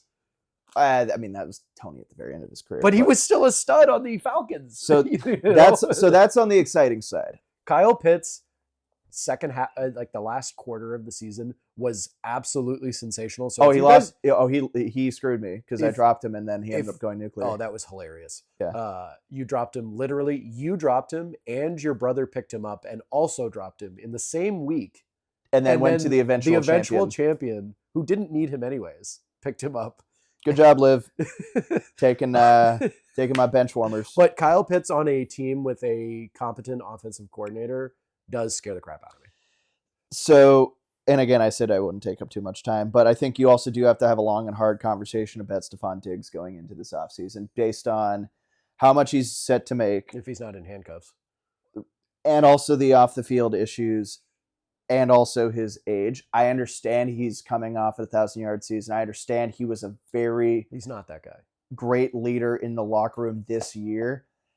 future-wise, I do think they may go to him even with this 1,000-yard season, ask for a restructure. I don't know how you get rid of him. I don't know what you do or what you get back. Probably a draft pick or two. Just another season where Stephon Diggs gets to watch another team celebrate.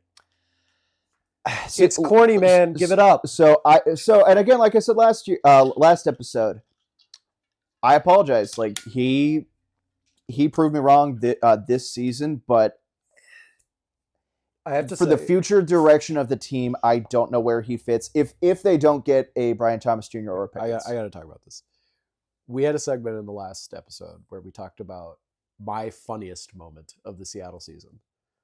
The funniest moment of the Super Bowl, as far as I was concerned, by far, was when the game was, I believe it was 29-7. And, I might know. And Stephon Diggs caught a pass for a first down and proceeds to take the ball and spin it in celebration.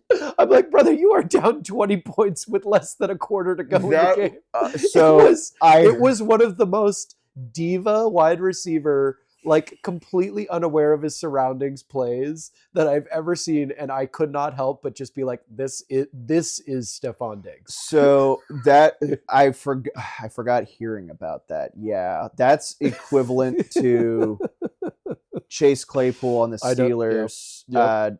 Pointing for the first down, and like overly and like not giving the ball back when they're on a 2-minute drill. Yes, that's it just felt like the same play. Yeah, and from a seasoned veteran like Stephon Diggs, who is at least outwardly with the media said he prides himself on winning. That was not a pride himself on winning play. Well, I mean, like it's constantly he's in AFC Championship games and all that good stuff. But you know, always the bridesmaid, never the bride. Yep.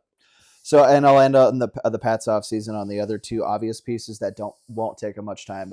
Extend Christian Gonzalez. Do not let him leave the that room without a signed signature on DocuSign.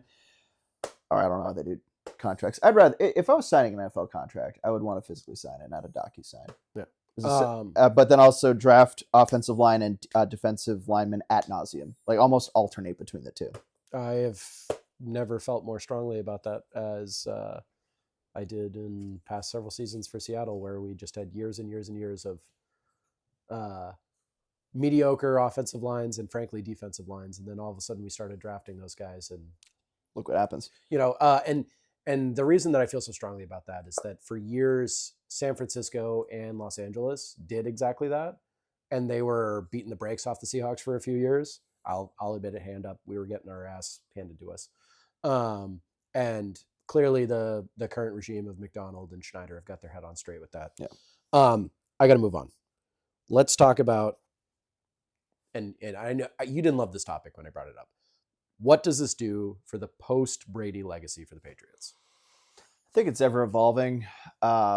Post-Brady, or are we just talking all of the franchise history? Because I feel like we're talking the franchise in the post-Brady era. I mean, it's only been, we're still talking 6 years or 5 seasons removed, technically, 5 or 6 years removed. In that time frame, you had some 4-win seasons, but then also you had the one resurgent year or flash in the pan year with Michael McCorkle-Jones, who we'll get into at the Macaroni Jones. We'll get into Mac at the end of the pod. I honestly have nothing but respect for Mac Jones. We have a Mac segment late to finish us off on this episode, but obviously this season playoffs. As far as what does it do for us, obviously the mantra could be they can't win without Brady. I think it's still early because it is. I agree. Because also, mind you, with Brady, what also was there? Belichick.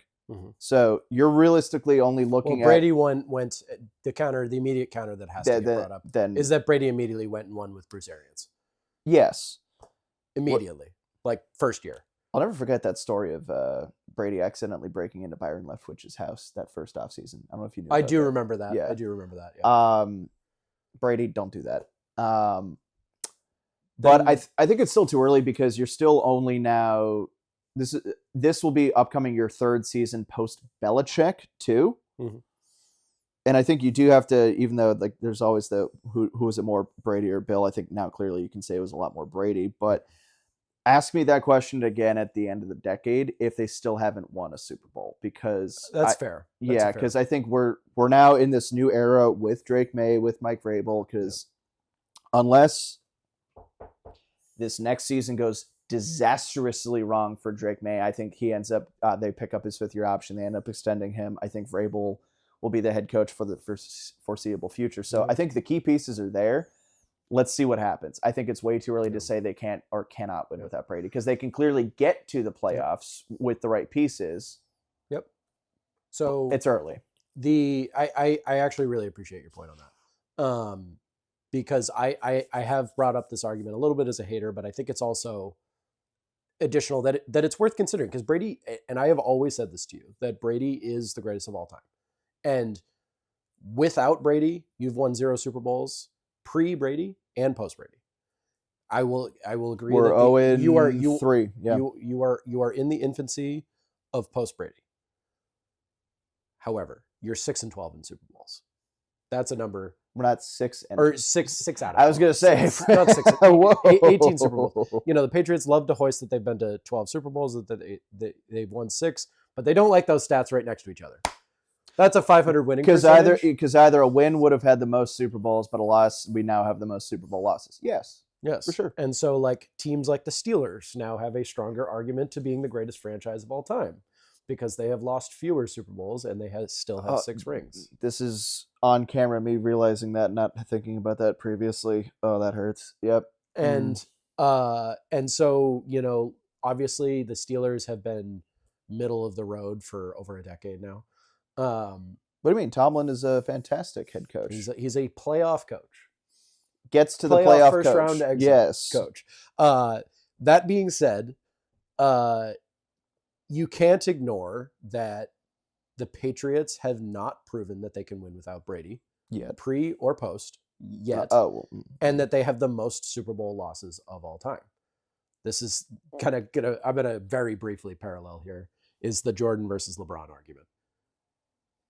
Oh, what, as far as gets LeBron has made it many, many more times than Jordan, but he has also lost many more and won fewer than Jordan. We're not about to go down a Jordan LeBron rabbit hole. We're not. I'm just throwing it out there in the ether.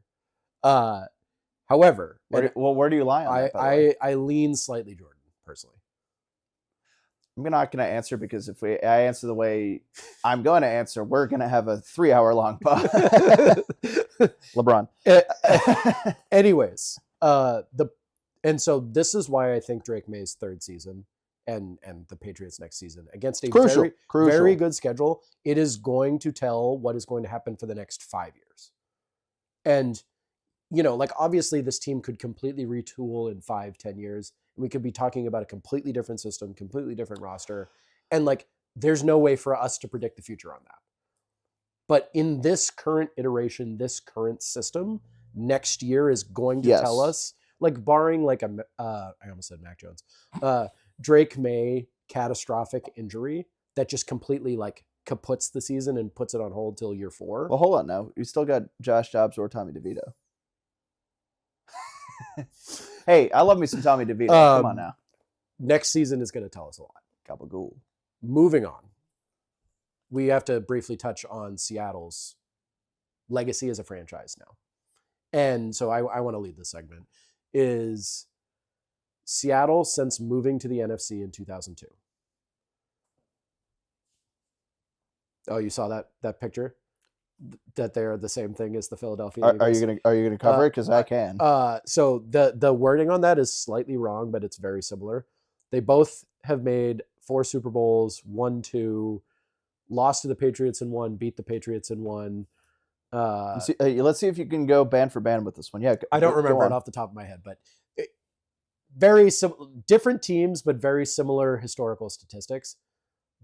My point with the Seahawks, and I'm going to go off of that for a second, is that since 2002 joining the NFC, they've made 4 Super Bowls. That's, I don't know in terms of how many that is against all the other teams. It's up there amongst the top. No, it's more frequent than most. They have also owned their division since. They have head and shoulders more wins than any other team in that division. They have the most division championships. They have the most Super Bowl championships in their division. 2 versus against 1. In currently the best division in football. Wait, and these stats were from when? 2002 to when? To now. Since Seattle joined We could the do NFC West. 1999 up till now if we want. Well, that includes the Rams. Seattle did not exist in the NFC until 2002. I know, it's just including a Rams Super Bowl. Well, you can't include it when Seattle wasn't in the division. I can, it's just not accurate. It's just apples to oranges. And in that time span, obviously, they have the same winning percentage as the Patriots in the Super Bowl, 2-2. But the argument can be made is that Seattle, 2-2 since 2002. In their 4 Super Bowls that they've played, they are 2-2. We have a better. Do we have a better Super Bowl record in? Because because we're 6-4. I'm not comparing I'm comparing overall winning percentage in Super Bowls. You may be right. I think New England might have a better winning percentage because they lost 2 pre-2002 and only won 1. Yep. So I think they're 6-4. 5-4. 6-4. 5-4. 2002. Well, if you count the physical year, the Super Bowl 36. I'm talking about that 2002 season. Oh, you miss it by 1. Well, because that's when Seattle joined that division. Fair. Either way, Seattle lost Super Bowl 40 in one of the most controversial Super Bowls ever, in a game that they were heavily favored. I'm not going to go down the tinfoil hat. Go and rewatch the highlights of that game. There's very strong argument that Seattle got hosed in that game. They obviously won arguably the most dominant Super Bowl ever against the Denver Broncos, against historically the best offense literally still ever, to date. Yeah, literally ever. And then they lost on the stupidest play call in the history of the Super Bowl. Which one? Shut up. Please go on. Inform me. Against the Patriots the following season, of which this man tortured me for 11 years about. And then they absolutely BTA'd the Patriots for all of us to see less than 2 weeks ago. So partial pivot, because I'm sure this question was on your mind shortly after the game. Does this past Super Bowl even out Malcolm Butler, or it more than erases it? I think you have to understand, and to answer your question more fully, obviously it was devastating to lose on the last play of the Super Bowl, or the most consequential inside of 30 seconds play of the Super Bowl in NFL history. It's 28-24. We're about to win the game, or like everyone can feel in the world that Seattle is. I won't scream what I was screaming in the moment of that game. Seattle is about to win the Super Bowl, about to be the first repeat champion since the early 2000s Patriots, 2003, 2004 teams. And quite frankly, build what could be one of the most absolutely prolific dynasties the NFL's ever seen. The likes of which, have only been seen a couple of times. And then what happened? And then Pete Carroll, to his credit, he fell on his sword about this, makes quite literally the dumbest situational, like statistically, he was right. Because Marshawn had been not great. Was over from the goal line that season. However, rhythm of the game, the way everyone felt in that moment, to have not handed the ball to Marshawn Lynch there was simply foolish. And we lost as a result of one play when I think many could argue we were the better team that day. The better team didn't win. Honestly, that was as far as that Super Bowl, and I'm glad Vegas had it as a pick'em too for majority of the betting cycle. It was either Patriots or Seahawks -1. It was it ended Pats -1, but it was a pick'em for the majority of the week or a week or two leading up to that Super Bowl. That you can make an argument was the most even of Super Bowls between two teams too, because Seattle was up 2 scores early in the fourth quarter. But then Brady did obviously have his master Brady class. did Brady stuff. Yes, But then back on the point. So I do think, at least speaking from a Pats fan perspective, getting BTA'd here, it definitely evens it out for sure. Like I think that monkey is now off the back of the Malcolm Butler, because now no Pats fan in the right mind can come up to you and say Malcolm Butler, and then you can just go 29-13. So I can show you the Sports Illustrated cover that says The Dark Side, and it's Drake May getting absolutely destroyed by Devin Witherspoon, and Uchenna Nwosu in the foreground catching the interception. Yeah. That he then ran for 6. Can you guys like the names were? I will have so- that framed on my wall. I don't yet, but I will. Where what you should do is have it framed right there, so when I'm sitting here doing a pod, I just see it. Yeah, But you have to see the dark side. yeah, that'd be torture. That and as far as anybody's concerned, anyone who still lords the Malcolm Butler thing over the Seahawks fans, you can't. You just can't. You got destroyed Anymore. You can't Anymore. like. Oh, I took it for 11 years, and I've Yeah. said this to you ad nauseum. I've said it to all my Patriots fans friends. I dealt with this for 11 years. Anybody who tells me to be humble in victory and all that, I'm sorry, I'm not going to. History is written by the victors. I have been a wonderful sport for 11 years about this issue. Now it's my turn to enjoy some fun. Then that's what, and having been a part in winning, or not me winning. I didn't do anything. It wasn't the long snapper of the Patriots, but having seen and as a fan winning 6 Super Bowls, yeah, you get to have your day when you win. Like that's when you get to put it all out there. And I think I have no crow with you doing so. So I got 3 things I want to talk about to wrap up this podcast, and they're all about quarterbacks. We're going to start with the victor. We're going to finish. We're going to follow it up with the loser, and then we're going to talk about a third. So I'll talk about Sam. You can talk about Drake. In terms of what does Sam Darnold have to prove next season? can I put out my point? Go ahead. And that's an unpopular opinion. The reality is there are a lot of Patriots fans in writing revisionist history who still see him as that Jets quarterback on the hot mic saying, I'm seeing ghosts. Sam Darnold is not currently an MVP caliber quarterback. And However, I don't think he will get to there. And I don't think so either. But he's going to be a top 10 talent quarterback consistently for you. I mean, statistically, The NFC Championship game helps. Statistically, he was this season, and he was an absolute stud in the playoffs. He's not going to be a flash in the pan one playoff run like a Joe Flacco or an Eli Manning, even though obviously Eli won 2, but you would argue it was the defense that did it. Sam Darnold has been a baller all season long. He has the full respect of his defense. I think he only gets better from here. And he has nothing to prove. He's a Super Bowl champion. He silenced all the doubters. He turned the ball over exactly 0 times in the playoffs. Never been done before. At least as a team, I should say, not just by him. I think so. I don't think he regresses because I think your team is set up well.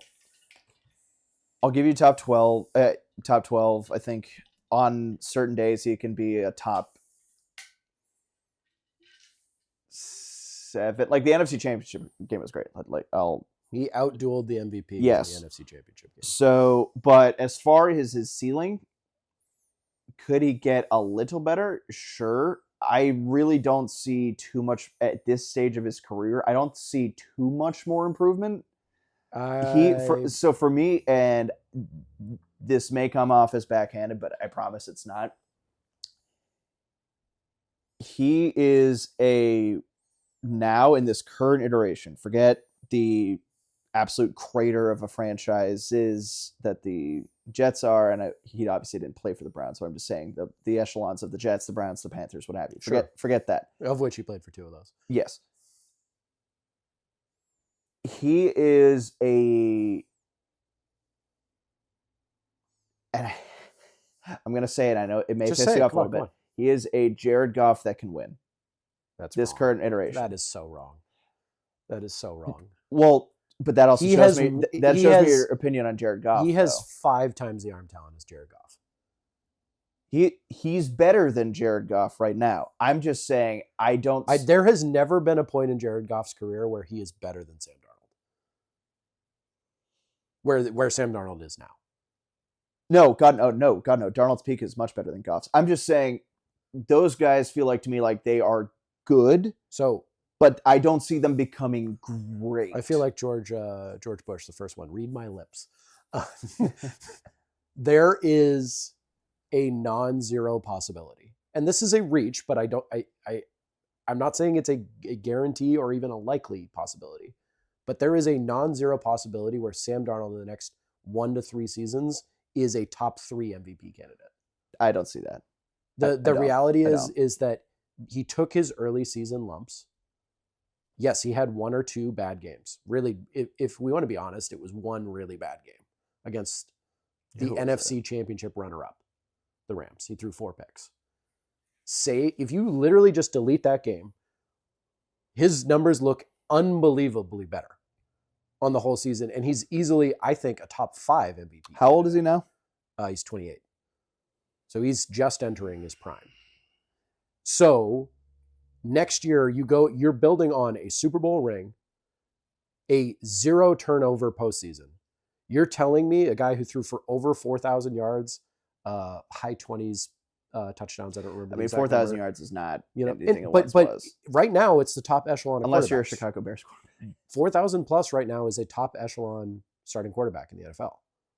I'd go higher. I think there were only 5 quarterbacks that threw 4,000 yards. They're passing. So passing yard leaders have been trending downward the last few years, even with 17 games. Which makes his candidacy. You don't see like the Staffords, Breeze, or Brady's or Manning's throwing for 5,000 consistently anymore. Yep. I think I would put the number higher just to what you needed to be like upper echelon.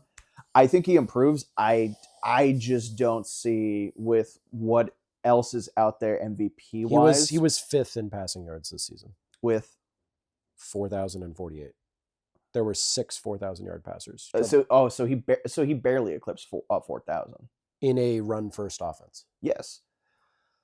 I just don't see MVP. I don't see. There's a real world. I'm not saying he wins, but there is a non-zero chance that he is a top 3 candidate in the next 3 I mean, seasons. he could get an MVP vote. I mean, hell, if Justin Herbert can this past year. Then... Well, I mean, anyone who would argue that Justin Herbert is a better quarterback than Sam Darnold right now is simply wrong.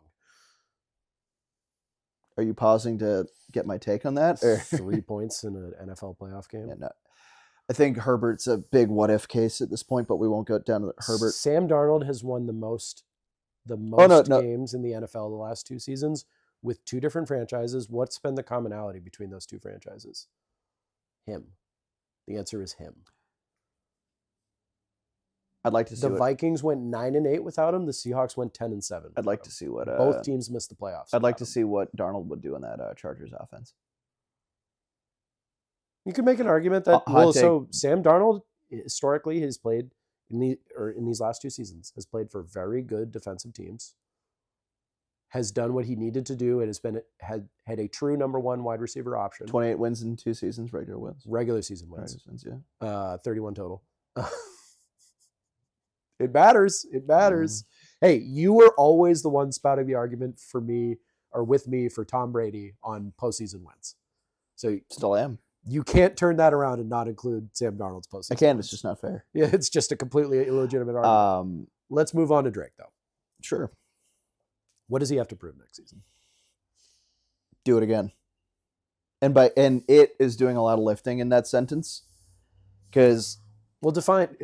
Yeah, well, I feel like I'm a politician. Define what it is. So yeah, exactly. Oh God, I'm already getting the text from my wife. Did you do it yet? Oh no, not yet. Well, disappoint with the milk mile soon enough. Yeah. So obviously, big step up year 1 to year 2. No debate. No debate.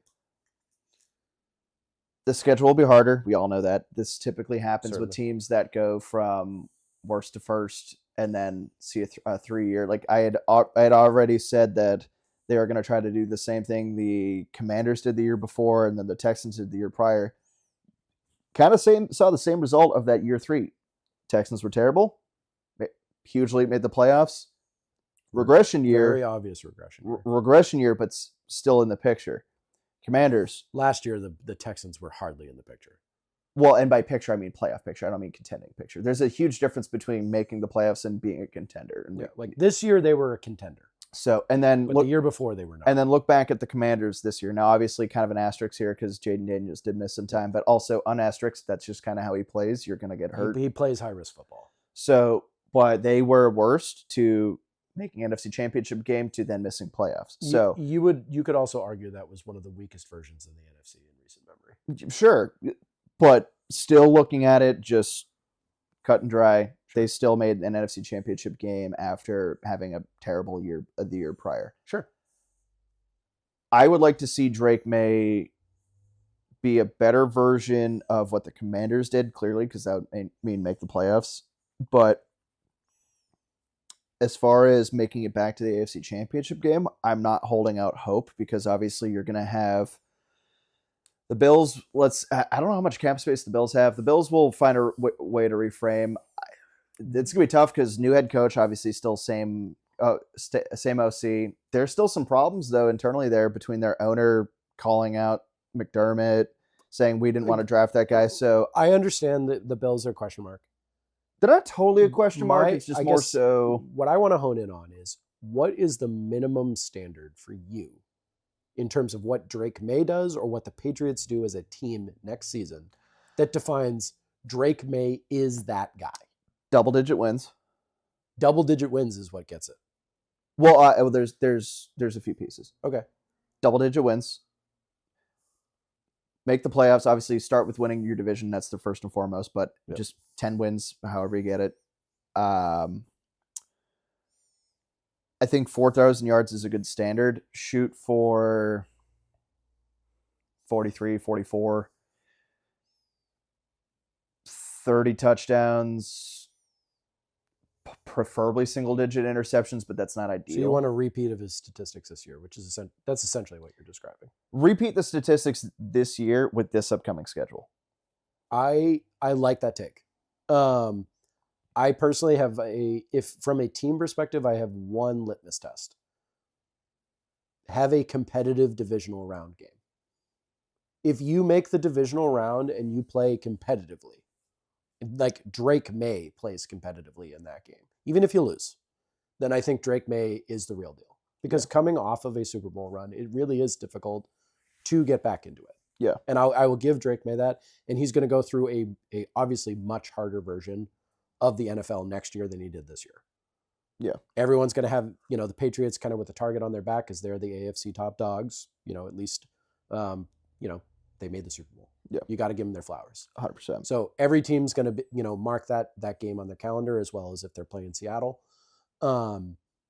If Drake May is able to I don't even think he needs to completely emulate the statistics of last season, but control the fumbles, get pretty close to the statistics that he produced last season, and play a competitive divisional round game. Even if you lose, I think Drake May is that guy. Yeah, it'll show that there can be consistent plays season over season, especially with the same system. Anything short of that, will the Patriots likely still re-sign him? Sure. But the conversation about him being that true guy over the next 5 to 10 years, the brakes got to get pressed on it. 100%. Let's pause here and do a battery check. We can cut this piece out here just to make sure that we're going into the Mac Jones segment. We're good. We're good? We're good. We were 100% when we started. All right. So I'm not even cutting this. We're talking about our battery. We're making sure our phone doesn't die this time like it did last time. Consistency. Mac Jones. Michael McCorkle. We're gonna end the Super Bowl podcast talking about Mac Jones.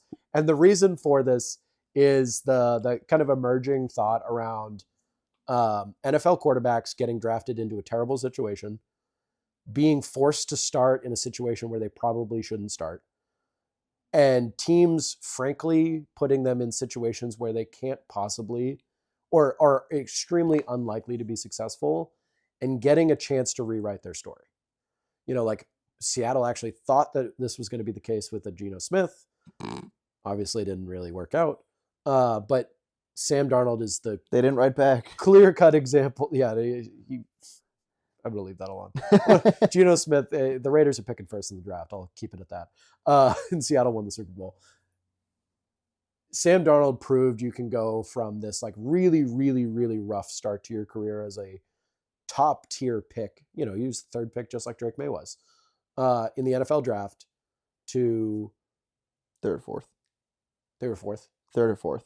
One of them. He was number 3 because it went... I think Barkley went fourth. No. No. We're confusing ourselves. Barkley wasn't in the same draft. Drake May was the third overall pick. I was talking about Darnold. Anyway. Darnold was definitely a third overall pick. I know that for a fact.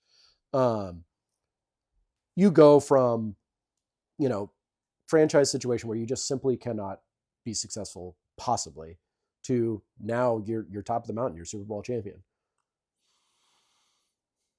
I think we both share this opinion that Mac Jones might be that next quarterback to take that leap.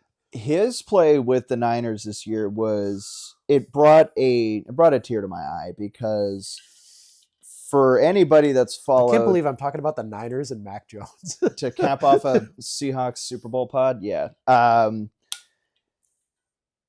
love Mac Jones. When we drafted him, I was pumped.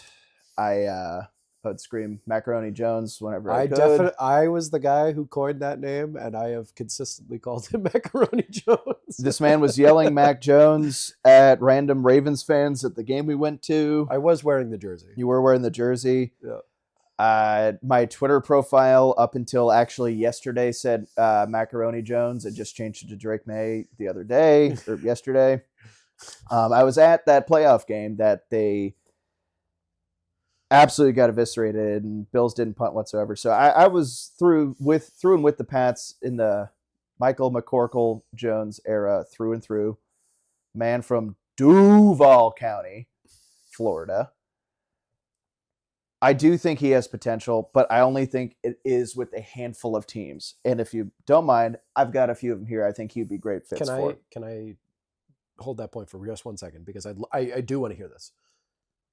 Before we move on about his potential future, we have to talk about his past for just a second. And from a non-Patriots fan perspective, Yeah. Bill Belichick did him so dirty. There are very few situations, and I'm sure we could think of one or two, where a young quarterback, was so systematically failed by his very competent head coach as the way Mac Jones was failed by Bill Belichick. After the first year. Correct.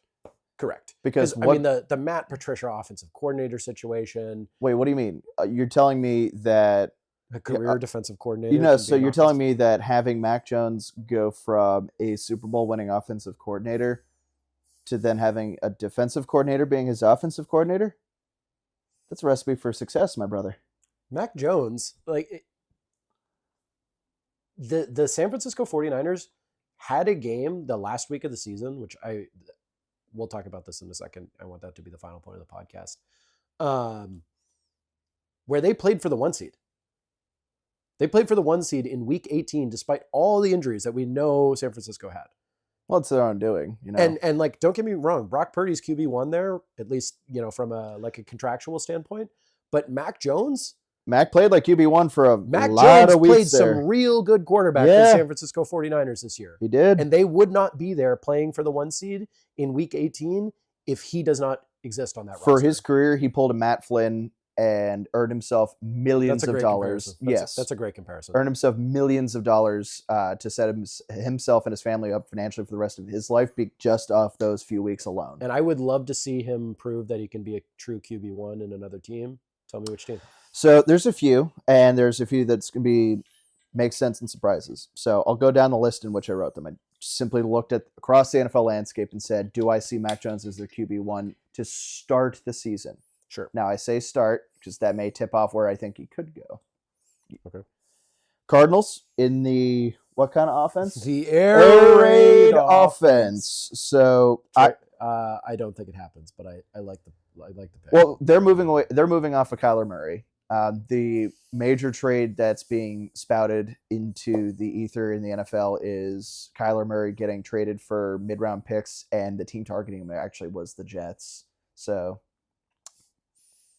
do I think it's the right move for either franchise? I think both teams lose. Right, but it's a move that I feel like has come to fruition and will end up happening. I think the Cardinals lose less, but I agree. I think the Cardinals lose less, but in a year where they're probably not going to be competing that much anyway, maybe I don't hate it. What else is available? That's a terrible, terrible decision on the Jets' part if that's what they're thinking. So I see him going to the Cardinals. I mean, not a great situation, but you do have Marvin Harrison Jr. who could have some bounce back. I think they do have a new head coach coming in. An opportunity to start with some weapons. So see what happens. Yep. This next one is a little less attractive for Mac, although I don't think it's in his control. I think he is under control with the Niners, so they'd ultimately have to trade. But Dolphins are going to be moving off of Tua at some point. So again, he's played his last game in Miami. Yeah, completely. Yep. I think them not them releasing Tyreek Hill and Chubb make this, as from a competitive standpoint, being less likely. Oh, from an odds perspective, they are odds less likely to win the division than the Jets are. Yeah, because I think they're really spiraling. So, but I still think he could end up getting a crack there. I mean, Jalen Waddle's still a respectable receiver. I would hate that for Mac Jones if he got traded to the Dolphins. I would too, but at least it's another opportunity to start. It's not ideal, but the Colts, he could try to come in and compete with Daniel Jones because they're going to move off of Anthony Richardson. That was failed from the get-go. That's another shame, but that's a completely different topic. Yeah, Anthony Richardson is done there. I could see him competing with Daniel Jones for the Colts job because it's not that, as we've seen, obviously different sport, but Tatum's Achilles injury, it's not that easy to turn around a sub 12-month timeline to be able to then win back your starting job. So, because right now Tatum's at 10 months. Yep, Tatum's at 10 months. So the Colts may need an answer there. Mac Jones, if he does what he did with the 49ers, Colts could get off to a decent start. Now, this is one I didn't mention to you previously when we first talked about it. I have a definitive favorite that you haven't mentioned yet. So I hope it's the same team. It's probably one of three. Tell me a team that they don't exactly have a clear direction right now, and as it stands, their quarterback is currently on the IR. Currently on the IR. Currently on the IR. They didn't make the playoffs last year. I don't know. Who is it? I think in the right situation, Mac Jones to the Chiefs.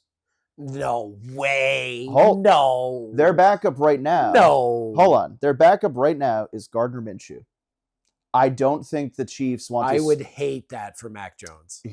Here's why. Mahomes will come back at some point during the season. Absolutely. This is not going to be a full.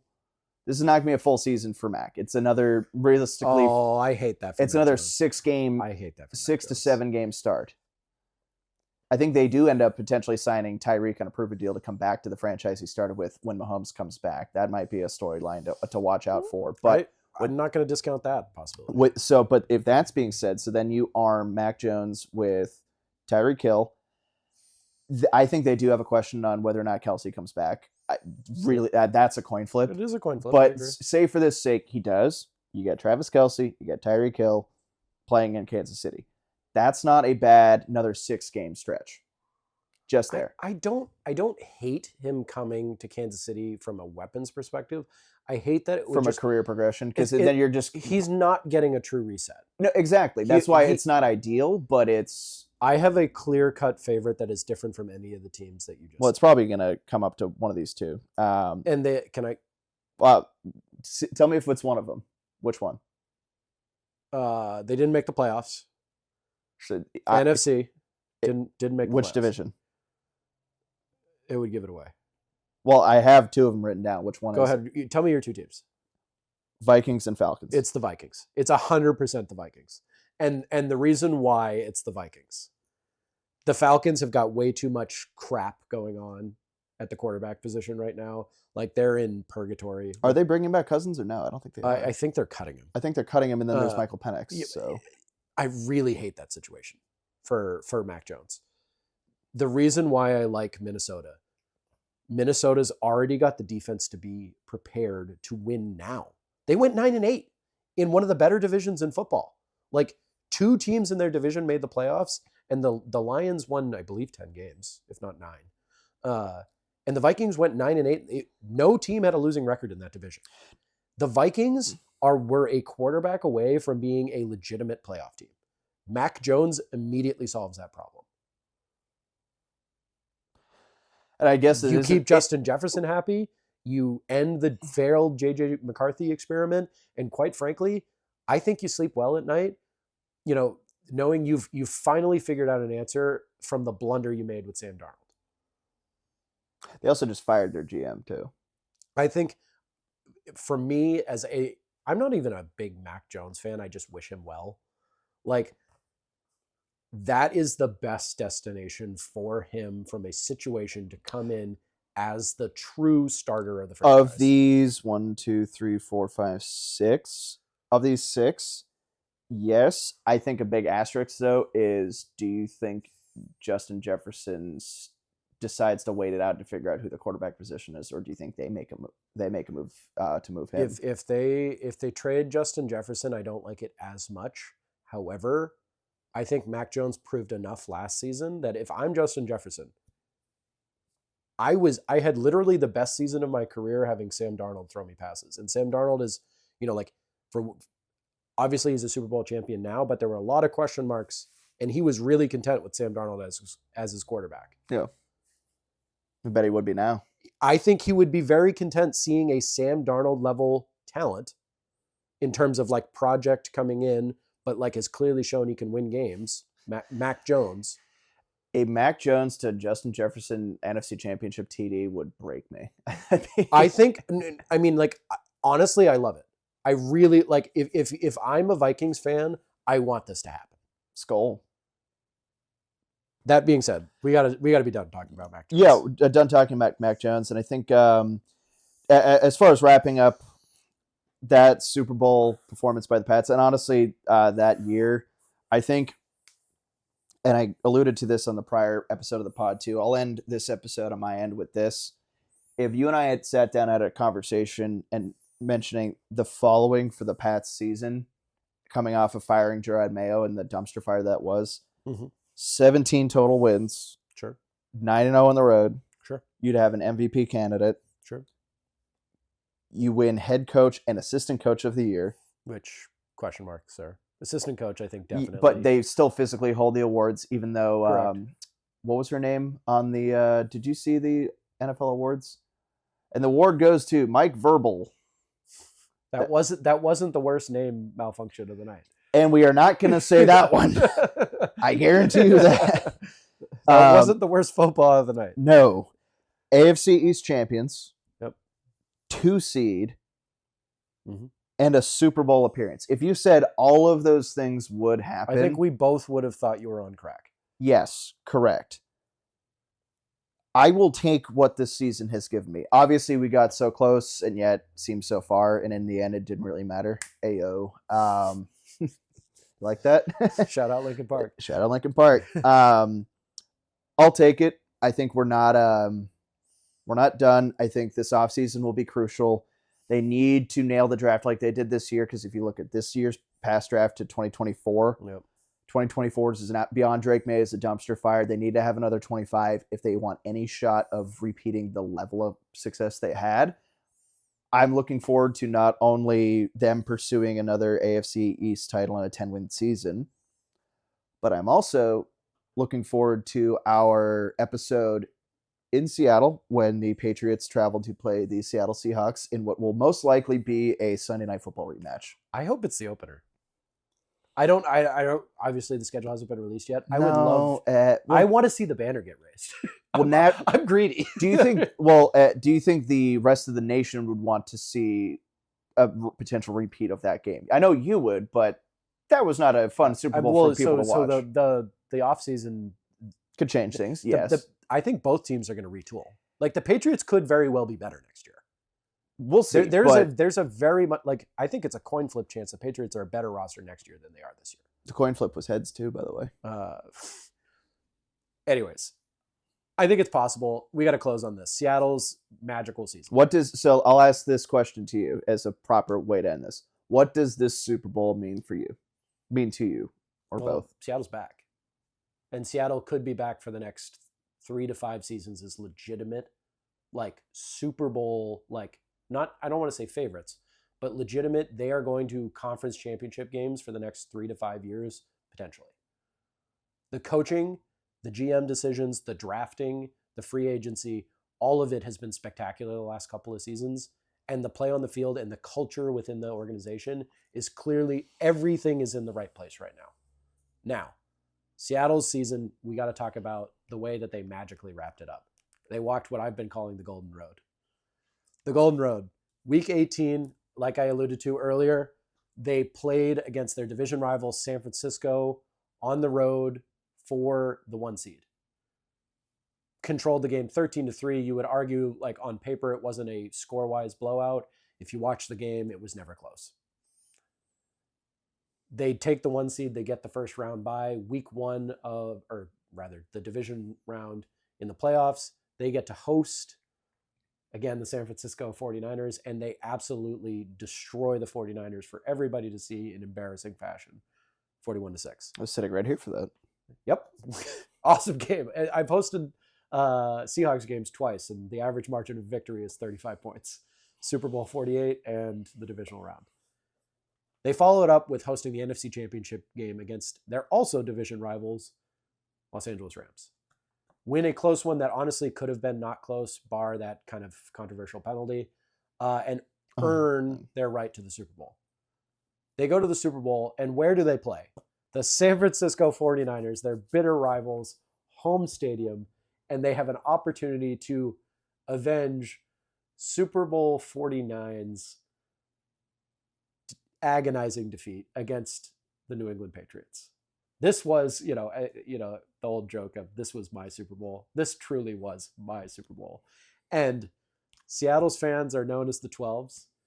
And in 12 years following their first Super Bowl victory, they dominate the New England Patriots to claim their second Super Bowl victory. Truly walking the golden road where they beat their division rivals in 3 consecutive weeks or 3 consecutive games, play on their division rivals' home stadium in the Super Bowl, and avenge a previous Super Bowl loss. It doesn't get better. It's got hard to top. Good luck to the rest of the NFL. Catch you next week. Time to run.